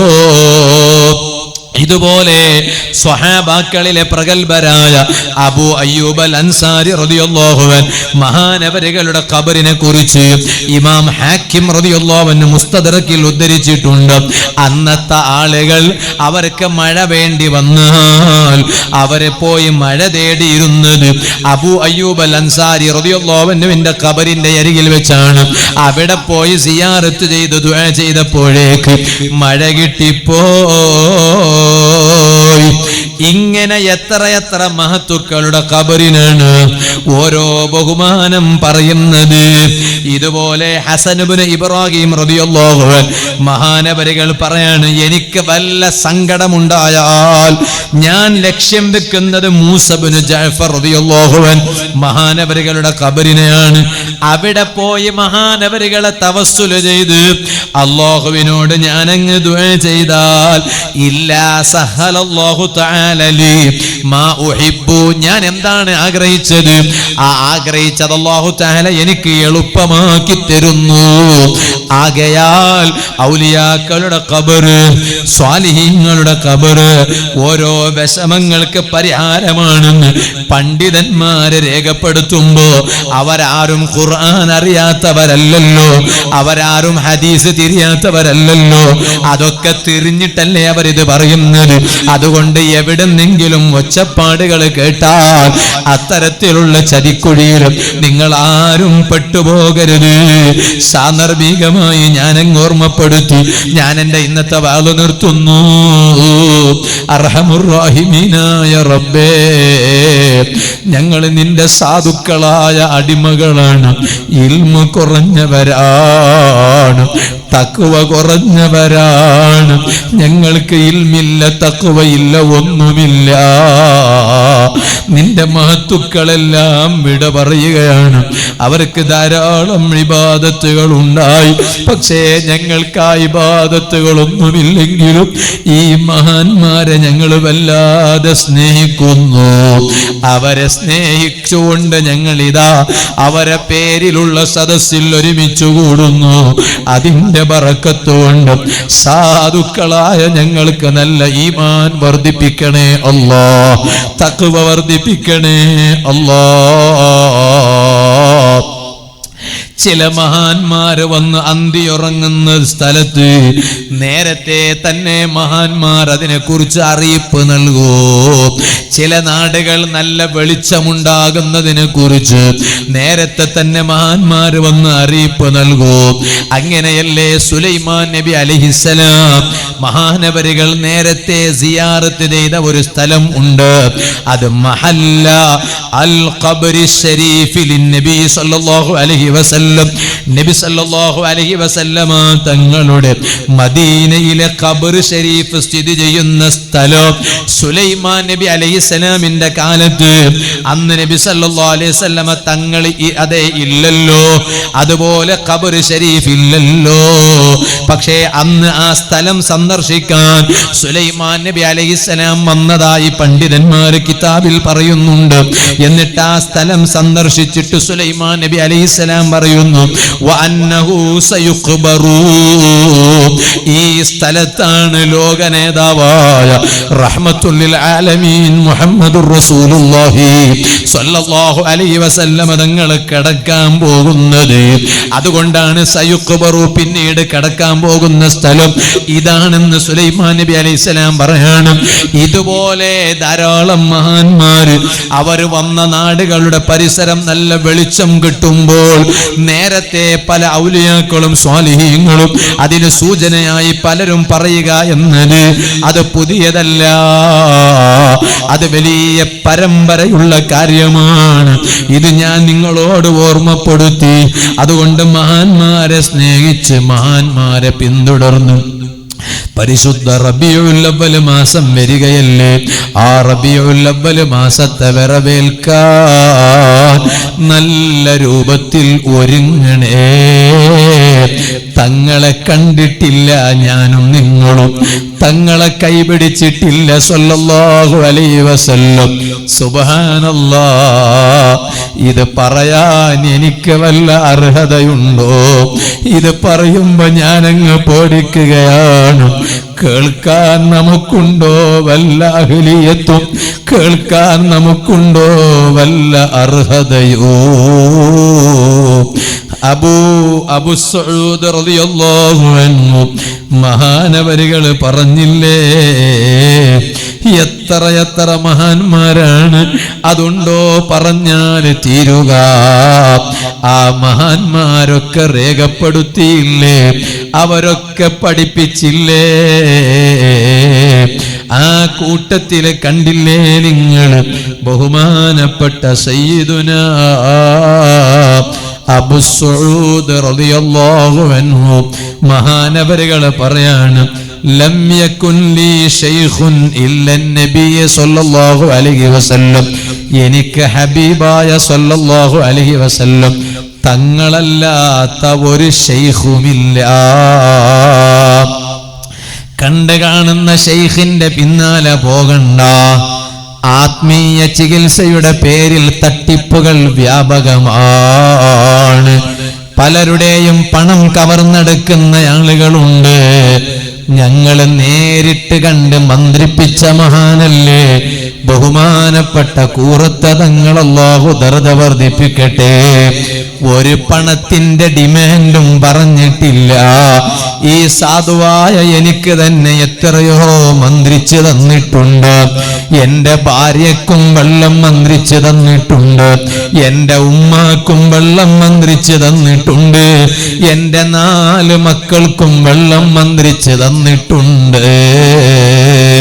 അങ്ങനെയാണ് ഒരിക്കൽ അതാ ഭാര്യ ഗർഭിണിയായ സമയത്ത് സുള്യത്ത് പൈമ്പച്ചാലിലെന്നോർക്കുന്നു, അവിടെ വെച്ച് നടന്ന പരിപാടിയിൽ തങ്ങൾക്ക് ഞാൻ വെള്ളത്തിന്റെ കുപ്പി കാണിച്ചിട്ട് ഭാര്യ ഗർഭിണിയാണ്, ഒന്ന് മന്ത്രിച്ചു തരുമോ എന്ന് പറഞ്ഞപ്പോഴാ എന്നെ തമാശയാക്കിയിട്ട് മന്ത്രിച്ചു തന്നത്. ആ ചിരിച്ച വീഡിയോയാണ് പലയിടത്തും വൈറലായത്. പലരും എന്താണത് ചിരിച്ചത് എന്നിങ്ങനെ എന്നോട് ചോദിക്കാറുണ്ടായിരുന്നു. ഇങ്ങനെ പറഞ്ഞാ പിന്നെ ഓരോരുത്തർക്കും പറഞ്ഞു കൊടുക്കേണ്ടതില്ലല്ലോ എന്ന് കരുതിയിട്ടാണ് ഞാൻ ഇവിടുന്ന് പറഞ്ഞത്. അങ്ങനെ എന്റെ കുടുംബത്തിന് വെള്ളം മന്ത്രിച്ച് തന്നിട്ടുണ്ട്. എന്റെ കയ്യിൽ ഒരു പൈസയുടെ ഡിമാൻഡും പറഞ്ഞിട്ടില്ല. പക്ഷേ ആത്മീയ ചികിത്സയുടെ പേരിൽ പല തട്ടിപ്പുകളും നടക്കുന്ന കാലമാണ്. അവിടുത്തെ ജീവിതകാലത്ത് അവിടുന്ന് ഞങ്ങൾക്ക് കാണിച്ചു തന്ന പൊന്നുമോനാണ് ഈ ഇരിക്കുന്നത്. അതേ രണ്ടാമത്തൊരു കൂറത്തതങ്ങളായി ഞങ്ങൾക്ക് മുന്നിൽ മഹാനവരുകൾ ജീവിതകാലത്ത് തന്നെ ഈ പൊന്നുമോനെ പലയിടത്തും കൂട്ടിക്കൊണ്ടുപോയി. ബാപ്പാന്റെ കൂടെ തന്നെ നടന്നു, ബാപ്പാന്റെ എല്ലാ കാര്യവും ശ്രദ്ധിച്ചു, ബാപ്പാന്റെ യാത്ര ക്രമീകരിച്ചു, ബാപ്പക്ക് വേണ്ടതെല്ലാം ചെയ്തു കൊടുത്തു. തങ്ങളുപ്പാപ്പാക്ക് കൂടെ ഒരാളെ വേണ്ടിയിട്ടല്ലല്ലോ, പക്ഷേ ജീവിതകാലത്ത് കാണിച്ചു തന്നതാണ്. എന്റെ മരണം സമീപിച്ചിരിക്കുന്നു, ഇനി ഇതാ നിങ്ങൾക്ക് എന്റെ പൊന്നുമോനുണ്ട് കേട്ടോ. അല്ലാഹുവേ, മഹാനവരുകളുടെ തണലും നീ ഞങ്ങൾക്കെല്ലാവർക്കും നല്ല ആരോഗ്യത്തോടെ ദീർഘകാലം നിലനിർത്തണേ അല്ലാ. അവരെ കൊണ്ട് മന്ത്രിപ്പിക്കൂ, അത് ജീവിതകാലത്ത് ബാപ്പ കാണിച്ചു തന്നതാണ്. അബൂ സഊദ് തങ്ങൾ പറയാണ്, എനിക്ക് തങ്ങളല്ലാത്ത ഒരു ശൈഖില്ല, നബി സല്ലല്ലാഹു അലൈഹി വസല്ലമ തങ്ങളല്ലാത്ത ഒരു ശൈഖില്ല. പക്ഷേ അറിയുമോ, വഅന്നഹു കാന യുസാഫിഹു അഖിബ കുല്ലി സ്വലാത്ത്. എത്ര ബന്ധമായിരുന്നു എനിക്ക് നബി സല്ലല്ലാഹു അലൈഹി വസല്ലമ തങ്ങളോട്. തങ്ങളെ കാലത്ത് ജീവിച്ചയാളല്ല അബൂ സഊദ് തങ്ങൾ, പക്ഷേ എല്ലാ നിസ്കാരം കഴിഞ്ഞ ഉടനെ അവിടുന്ന് കൈമുസാഫഅത്ത് ചെയ്യൂ, തങ്ങളെ കൈപിടിച്ച് മുസാഫഅത്ത് ചെയ്യൂ. മഹാന്മാർക്കത് കഴിയൂ. മൻ റാനി ഫഖദ് റാനി, മൻ റാനി ഫിൽ മനാമി ഫഖദ് യറാനി ഫിൽ യഖ്ലാ. എന്നെ നേരിൽ കണ്ടാൽ ഉണർവിലും കാണാൻ വകുപ്പുണ്ട്. ആ സ്നേഹം നമ്മുടെ കൽബിൽ വരണം, ആ മഹബ്ബത്ത് നമ്മുടെ കൽബിൽ വരണം. ഇനി റബീഉൽ അവ്വലാണ്, സ്വലാത്തുകൾ ധാരാളം അധികരിപ്പിക്കണം. കൽബുമായി ഹബീബായ സല്ലല്ലാഹു അലൈഹി വസല്ലമ തങ്ങളോടടുക്കണം. അതിനെ ഇവിടുന്ന് സംഘടിപ്പിച്ച ബഹുമാനപ്പെട്ട തങ്ങളുപ്പാപ്പാന്റെ അനുസ്മരണ പരിപാടി നമുക്കൊരു നിമിത്തമാകണം, കാരണമാകണം. ഇത് സാധുവായ ഞാൻ എൻ്റെ അമ്മാറത്തായ നഫ്സിനോടും നിങ്ങളോടും ഓർമ്മപ്പെടുത്തി ഞാൻ എൻ്റെ വാദ നിർത്തുന്നു. അർഹമുർ റഹീമീനായ അല്ലാഹ്, സാധുക്കളായ ഞങ്ങൾക്ക് നീ അതിന് തൗഫീഖ് ചെയ്യണം റഹ്മാനേ. ഈ സദസ്സ് നീ ഞങ്ങൾക്കതിന് കാരണമാക്കണം റഹ്മാനേ എന്ന് ദുആ ചെയ്ത് ഞാൻ എൻ്റെ സംസാരം നിർത്തുന്നു. ഇവിടെ ബഹുമാനപ്പെട്ട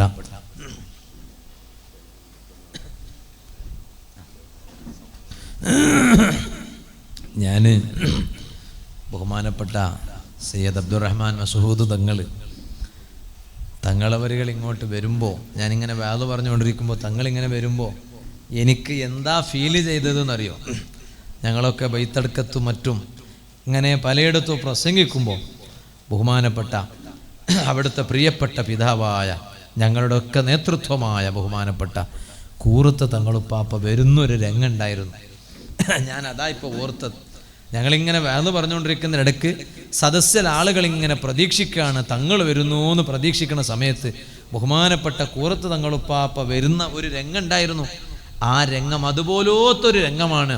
ഞാനിങ്ങനെ വാദ് പറഞ്ഞുകൊണ്ടിരിക്കുന്നതിനിടയ്ക്ക് ബഹുമാനപ്പെട്ട തങ്ങളവരുകൾ വന്നപ്പോൾ എനിക്ക് സത്യം പറഞ്ഞാൽ ഫീല് ചെയ്തത്, അല്ലാഹുവേ നീ ആഫിയത്ത് വർദ്ധിപ്പിക്കണം റഹ്മാനെ, ദീർഘായുസ് നൽകണം റഹ്മാനെ.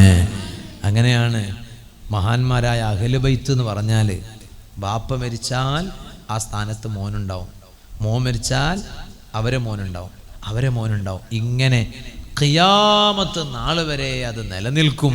അങ്ങനെയാണ് അതിൻ്റെ പരമ്പരയാണ് അഹ്ലു ബൈത്ത്. അതുകൊണ്ട് ആ മഹാന്മാരെ സ്നേഹിച്ച് ജീവിച്ച് മരിക്കാൻ അല്ലാഹു ഞങ്ങൾക്കൊക്കെ ഭാഗ്യം തരട്ടെ എന്ന് ദുആ ചെയ്യുന്നു. നിങ്ങളൊക്കെ ദുആ ചെയ്യണമെന്ന് വസിയത്ത് ചെയ്യുന്നു ഇൻഷാ അല്ലാഹ്.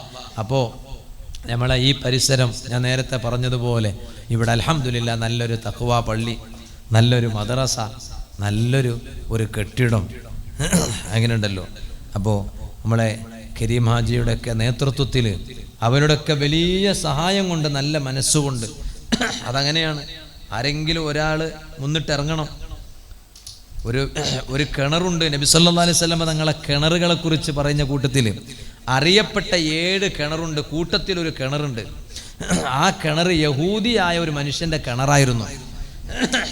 പക്ഷെ മുസ്ലിമീങ്ങൾക്ക് വെള്ളം വേണം.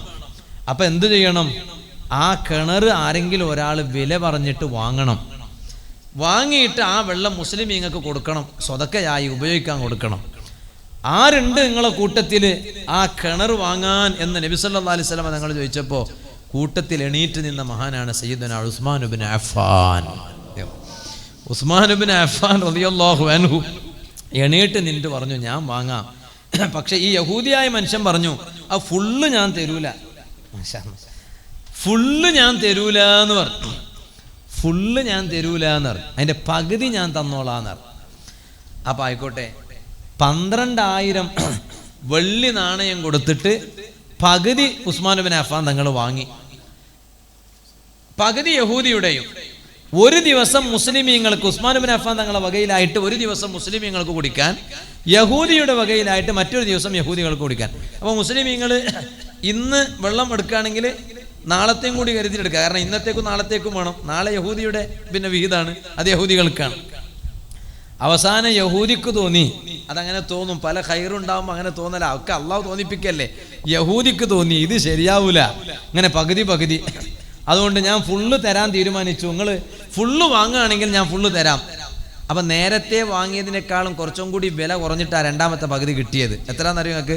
8,000 ദിർഹമിന് പകരം. ആദ്യം 12,000 ദിർഹമിനാണ് വാങ്ങി ആദ്യത്തെ പകുതി.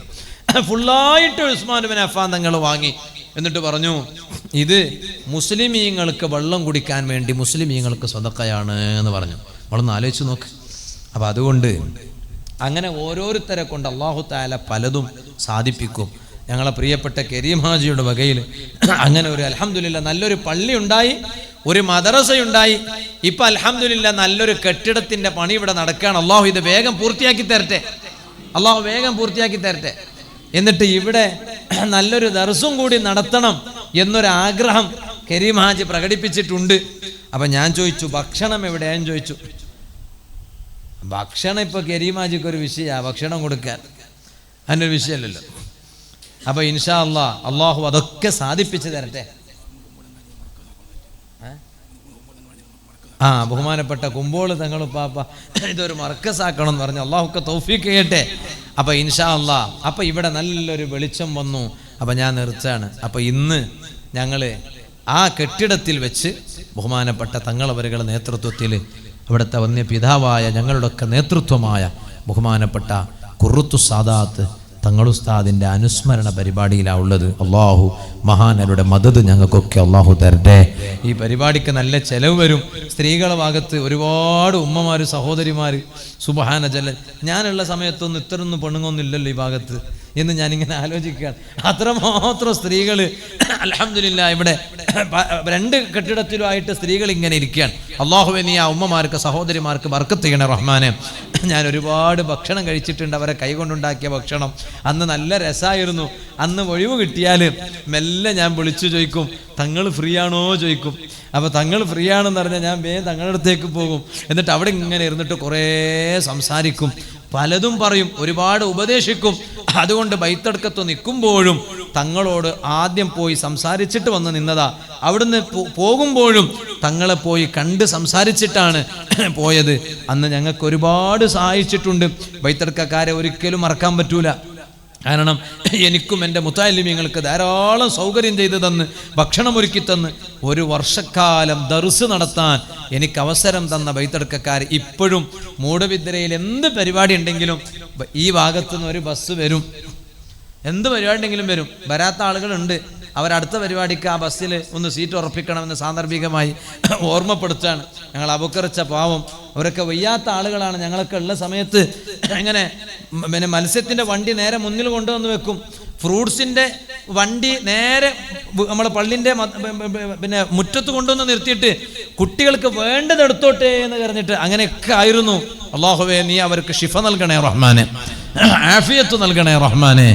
അപ്പോ അൽഹംദുലില്ലാ പിന്നെ ഇവിടുന്ന് പിരിയേണ്ടി വന്നു. അത് റബ്ബിന്റെ ഖളാ ആണ് അല്ലേ? അതിനൊക്കെ കാരണമൊക്കെ ഒരു നിമിത്തങ്ങൾ, കാരണങ്ങൾ മാത്രമാണ്. ആലമുൽ അസ്ബാബ്, ലോകം തന്നെ കാരണത്തിന്റെ ലോകമാണ് ഈ ദുനിയാവ്. അപ്പൊ കാരണം മാത്രമാണ്. ഇപ്പോഴും എന്നോട് എന്തുകൊണ്ട് പിരിഞ്ഞു എന്ന് ചോദിച്ചാൽ എനിക്കൊരു കാരണം പറയാനുണ്ടാവില്ല, ഓർക്കും ഒരു കാരണം പറയാനുണ്ടാവില്ല, എന്തിനു പോയിന്ന് ചോദിച്ചാൽ. അങ്ങനെയാണ് ഇപ്പോ. അപ്പൊ അതുകൊണ്ട് അത് അള്ളാന്റെ ഖളാ ആണ്. മൂടബിദ്രയിൽ പോയി ഒരു ദർസ് ഉണ്ടാകണം. അവിടെ 10-60 മുത്താലിം. ഇപ്പൊ അൽഹംദുലില്ലാ ബഹുമാനപ്പെട്ട തങ്ങളവരുകൾ നമ്മുടെ ദർസിൽ ഇപ്പൊ അടുത്ത് ബാപ്പാന്റെ അനുസ്മരണ ചടങ്ങില് ബഹുമാനപ്പെട്ടവർ വന്നിരുന്നു. അവിടെ നല്ലൊരു ഉപദേശം തന്നിരുന്നു. അല്ലാഹു ആഫിയത്ത് കൊടുക്കട്ടെ. അപ്പോ അങ്ങനെയാണ് ആ സമയത്ത് പോലും എൻ്റെ മുത്തഅല്ലിമുകൾക്ക് പഠിക്കാൻ പിന്നെ മാസങ്ങളോളം അവരുടെ സ്കൂൾ പഠനം പൂർത്തിയാകാൻ ബഹുമാനപ്പെട്ട തങ്ങളുപ്പാപ്പ കൂറത്ത് ഒരുപാട് കുട്ടികൾക്ക് സൗകര്യം ചെയ്തു കൊടുത്തത് നമുക്ക് മറക്കാൻ പറ്റൂലല്ലോ. അതാണ് ഞാൻ നേരത്തെ പറഞ്ഞത്, ഉപകാരം ചെയ്ത ആളുകളോട് കടപ്പാട് എപ്പോഴും വേണം. അള്ളാഹു അവരോടൊപ്പം ഞങ്ങളെ സ്വർഗത്തിൽ ഒരുമിച്ച് കൂട്ടി തരട്ടെ. നിങ്ങളൊക്കെ ദുആ ചെയ്യണമെന്ന് അറിയിക്കുന്നു. സ്ത്രീകളുടെ ഭാഗത്ത് ബക്കറ്റ് കൊണ്ടുവരുന്നു. നല്ല സംഭാവന അത് നിങ്ങളൊക്കെ ഇടുക. ഈ പരിപാടിക്ക് നല്ല ചെലവ് വരും. കട ആകരുത്. നേരത്തെ നമ്മളെ നസീർ ഭായിന്റെ ജ്യേഷ്ഠൻ, ഇവരുടെ പേരെന്താന്ന് പറഞ്ഞേ, യൂസുഫ് സഖാഫി, നേരത്തെ എന്നോട് പറഞ്ഞു, ഉസ്താദെ തങ്ങളെ പരിപാടി കടത്തിലാവരുത് ഉസ്താദേ എന്ന് പറഞ്ഞു. ഒരിക്കലും ആവൂല. എങ്ങനെ ആവും തങ്ങളെ പരിപാടി കടത്തിൽ? തങ്ങളുപ്പാപ്പ പിരിവ് നടത്തിയത് ഞങ്ങൾ കണ്ടിട്ടില്ല. അങ്ങനെയാണല്ലോ, തങ്ങളുപ്പാപ്പ പിരിവ് നടത്തിയത് സദസ്സിൽ ആളുണ്ടോ ഇല്ലെന്നൊന്നും ഓര് നോക്കൂല. അവർ അവിടെ വന്നിരുന്ന് ഫഅലം അന്നഹു അങ്ങ് തുടങ്ങും. പിന്നെ ആളുകൾ അങ്ങ് നിറയും. അവസാനം വരെ ഒരേ ഡിമാൻഡോടുകൂടെ നിലനിന്ന മഹാനാണ്. മഹാനവരുകളെ മൂല്യം കുറഞ്ഞ മരിക്കുന്നത് വരെ മൂല്യം കുറഞ്ഞില്ല. ഒരേ മൂല്യത്തോടുകൂടെ ജീവിച്ചു മരിച്ചു. മരിച്ചപ്പോഴും മൂല്യം കുറഞ്ഞ എത്ര ആളുകളാണ്. സുബ്ഹാനല്ലാഹ്. 3 സൊഫുണ്ടെങ്കിൽ തന്നെ ആ മയ്യത്തിന് പിന്നെ നിർബന്ധമാണെന്ന സ്വർഗം. തങ്ങളുപ്പാപ്പാക്ക് എത്ര സൊഫുകളാണ് ഉണ്ടായത് നിസ്കരിക്കാൻ. എന്താണ് അല്ലേ? എത്ര ആവേശത്തോടെയാണ് ആ ജനാസയെ ഈ ഉമ്മത്ത് ഏറ്റുവാങ്ങിയത്. അള്ളാഹു ദറജ വർദ്ധിപ്പിക്കട്ടെ. വഫാത്തിന് ശേഷവും അവിടുത്തെ 40ന്റെ ദുആ, അവിടുത്തെ 7ന്റെ ദുആ, എന്തൊക്കെ ആയിരുന്നു അത്. ഇപ്പോഴും അവിടെ ആളുകൾ മൂല്യം കുറഞ്ഞ, മരിച്ച ശേഷം മൂല്യം കുറഞ്ഞ ആളുകൾ ഇപ്പോഴും അവിടെ വന്ന് വെള്ളം വെക്കുകയാണ്. അവിടുന്ന് ഇപ്പോഴും സിയാറത്ത് ചെയ്യാണ്. എത്ര ആളുകൾ എന്നോട് തന്നെ പറഞ്ഞു അവിടെ വന്ന് സിയാറത്ത് ചെയ്തതിന് ശേഷം അവരെ വിഷയത്തിന് പരിഹാരം കിട്ടിയത്. എത്രയോ ആളുകൾ പറഞ്ഞു. ഇപ്പൊ അടുത്ത് ഒരു സ്വർണം നഷ്ടപ്പെട്ടു പോയ, തങ്ങപ്പാക്കൊക്കെ തന്നെ അറിയായിരിക്കും, ഒരു സ്വർണം നഷ്ടപ്പെട്ടു പോയ ഒരു സഹോദരിയുടെ ഭർത്താവ് എന്നോട് നേരിട്ട് പറഞ്ഞതാ. ഇത് നുണ പറയൊന്നുമല്ല, എന്നോട് പറഞ്ഞതാ. സ്വർണം നഷ്ടപ്പെട്ടു ഭാര്യൻ്റെ, ബഹുമാനപ്പെട്ട തങ്ങളുപ്പാപ്പാന്റെ പേരിൽ അങ്ങ് ഓതേണ്ടതൊക്കെ ഓതി അങ്ങ് ദുആ ചെയ്തു. ഒരിക്കലും തിരിച്ചു കിട്ടൂല, പ്രതീക്ഷിക്കണ്ടെന്ന് പറഞ്ഞതാ എല്ലാവരും. അപ്പൊ അങ്ങനത്തെ സ്വർണം ഓർക്കങ്ങ് തിരിച്ചു കിട്ടി. അപ്പൊ അതാണ്. അപ്പൊ അതുകൊണ്ട് വഫാത്തിന് ശേഷവും ഓരോ മൂല്യം കുറഞ്ഞിട്ടില്ല, ഇനി കൂടു തന്നെയാണ്. അള്ളാഹു ദറജ വർദ്ധിപ്പിക്കട്ടെ. അപ്പൊ ഈ പരിപാടി ഒന്നും കടത്തിലാവൂല ഇൻഷാ അല്ലാഹ്, അത് ഉറപ്പാണ്. നിങ്ങൾ ആരെങ്കിലും ബറക്കത്തിന് എന്തെങ്കിലും തരുന്നവരുണ്ടാ? കടത്തിലാകാതെ എത്ര ചെലവ് അങ്ങനെ എന്തെങ്കിലും കുറച്ച് എന്തെങ്കിലും അല്ലേ? അങ്ങനെ ഉണ്ട്. എത്ര കിട്ടിയാലും മതിയാവില്ല. വലാകിൻ ലാ ഗിനാ അൻ ബറക്കത്തിക്കാന്ന് പറഞ്ഞ പോലെ ബറക്കത്തിനെങ്കിലും തങ്ങളുപ്പാപ്പാന്റെ പരിപാടിയല്ലേ. ആ ആണുങ്ങളും പെണ്ണുങ്ങളും ഒക്കെ വാട്സപ്പിലൂടെ ഒക്കെ എഴുതല്ലേ. എത്ര ഷോർട്ട് ഉണ്ടാ? അല്ല എന്നാലും ഒരു അന്താജ് ഷോർട്ട് 3000 20,000 ബെറിൽ ഒരിക്കൽ ഇങ്ങനായി, വിനൊരിക്കൽ ഇങ്ങനായി. അള്ളാഹു ബർക്കത്ത് ചെയ്യട്ടെ. പള്ളിയിലെ ഉസ്താദിനൊക്കെ അല്ലെ അതൊക്കെ ശമ്പളം അതൊക്കെ അല്ല, അള്ളാഹു തആല എല്ലാം ബർക്കത്ത് ചെയ്യട്ടെ. അപ്പൊ ഇൻഷാ അല്ലാഹ് ഒരു 10-20,000 രൂപന്റെ ഒരു ചെറിയ ഒരു ഇത് നിങ്ങൾ ഒന്നൊന്ന് സഹായിച്ചാൽ വലിയ സന്തോഷമായിരിക്കും. ആരാ ഒന്ന് ബർക്കത്തിന്റെ ഒരു സംഖ്യ പറയാ, കൂടുതലൊന്നും ആക്കണ്ട, ഒരു 20,000 രൂപ അല്ലേ നസീർ ഭായ്? ഇൻഷാ അല്ലാഹ് ഒരു ബർക്കത്തിന്റെ 500 രൂപ. അൽഹംദുലില്ലാ, നമ്മളെ നസീർ ഭായ് അവരുടെയൊക്കെ യൂസഫാമിന്റെ ഒക്കെ ബാപ്പയാണ്. അല്ലാഹുവിന് ആഫിയത്ത് കൊടുക്കണം റഹ്മാനെ. ഒരു 500 രൂപ നീ ബർക്കത്ത് കൊടുക്കണം റഹ്മാനെ. മുഹമ്മദ് അലി കുന്തൂർ 1000 രൂപ അല്ലേ? ശമ്പളം കൊടുക്കാൻ 5000 തന്നിന്. അല്ലാഹുവേ നീ ബർക്കത്ത് ചെയ്യണം റഹ്മാനെ, നീ ഖൈർ നൽകണം റഹ്മാനെ. 1500 നമ്മളെ ഹനീഫ് അല്ലേ ഹനീഫ് ഭായ് 1000 രൂപ. അല്ലാഹുവേ നീ അവർക്ക് വലിയ ബർക്കത്ത് ചെയ്യണം റഹ്മാനെ, സന്തോഷം നൽകണം റഹ്മാനെ. അപ്പൊ എത്രയായി? 2000 കണക്ക് വെക്കണം. 2500 ഇനി സാബുവാജ് എത്ര? 2000. അൽഹംദുലില്ലാ. ദാ ഉസ്താദ് 500 രൂപ. അല്ലാഹുവേ നീ ബർക്കത്ത് ചെയ്യണം റഹ്മാനെ. അപ്പൊ 3000 ആയി. സാബുവാജി 2000 രൂപ.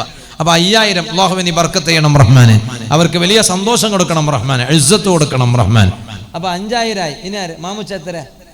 1000 രൂപ. ഞങ്ങളെ മാമുച്ച 1000 രൂപ.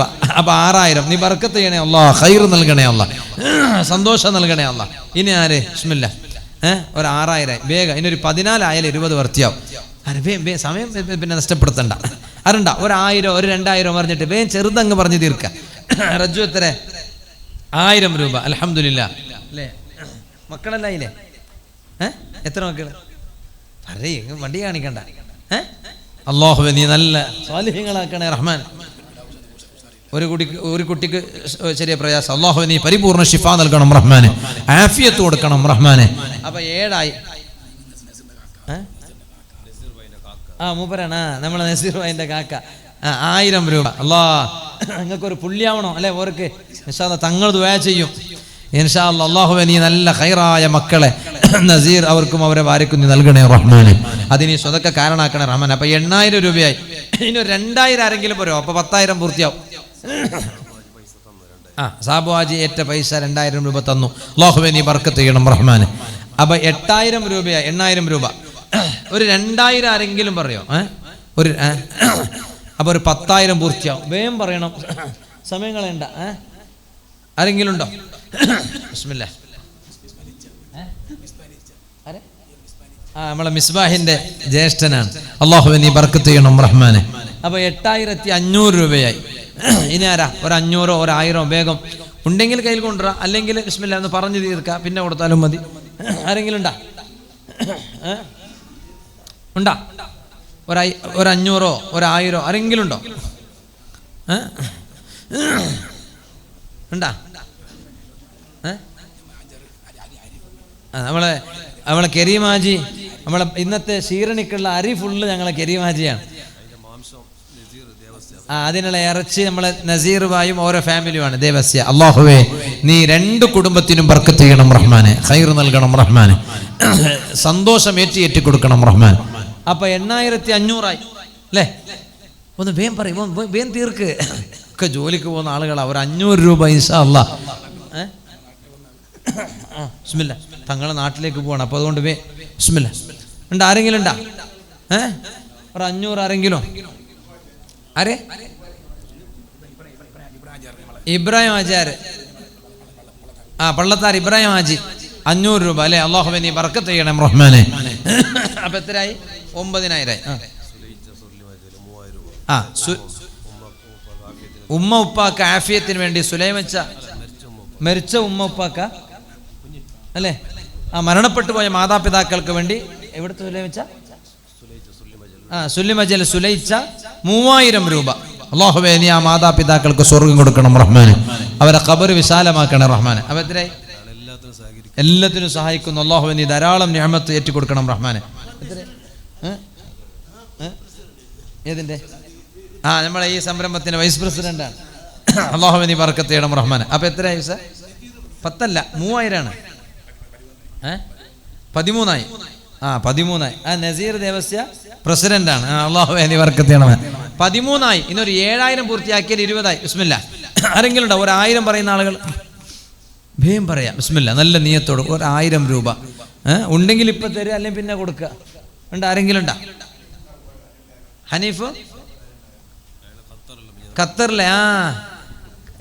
അത് ശരി, അതവിടെ പഴയ ആളാ, മൂപ്പർ കാണാതെ കുറെ ആയി. ഹനീഫ് കൽപ്പട അല്ലേ? ഖത്തറിലെ 2000. അൽഹംദുലില്ലാ. അല്ലാഹുവേ അപ്പൊ 15 ആയി.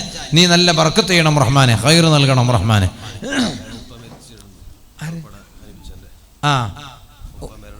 അനീഫ് ഷാന്റെ പിന്നെ ഉപ്പ മരിച്ചു. അല്ലാഹുവേ നീ ആ ബാപ്പാന്റെ ഖബറിലേക്ക് ഹളറത്തിലേക്ക് അതിന്റെ മിസ്ൽ സവാബ് നീ എത്തിച്ചു കൊടുക്കണം റഹ്മാനെ. 15 ആയി. ഇനി ഒരു 5000 നിങ്ങൾ ശേഖരിച്ചാലൊക്കെ പൂർത്തിയാവും. ബിസ്മില്ലാ. ആരെങ്കിലും ഉണ്ടാ? ഒരു 1000 ഒരു 500? നിങ്ങളെ കൊണ്ടത് കഴിയുമെന്ന് ഉറപ്പാണ്, അതുകൊണ്ട് നിങ്ങളോട് ചോദിക്കണേ. ബിസ്മില്ലാ. അല്ലാഹ് ചെറുപ്പക്കാർ കുറേ ഉണ്ട്, കുറേ തന്നിന്.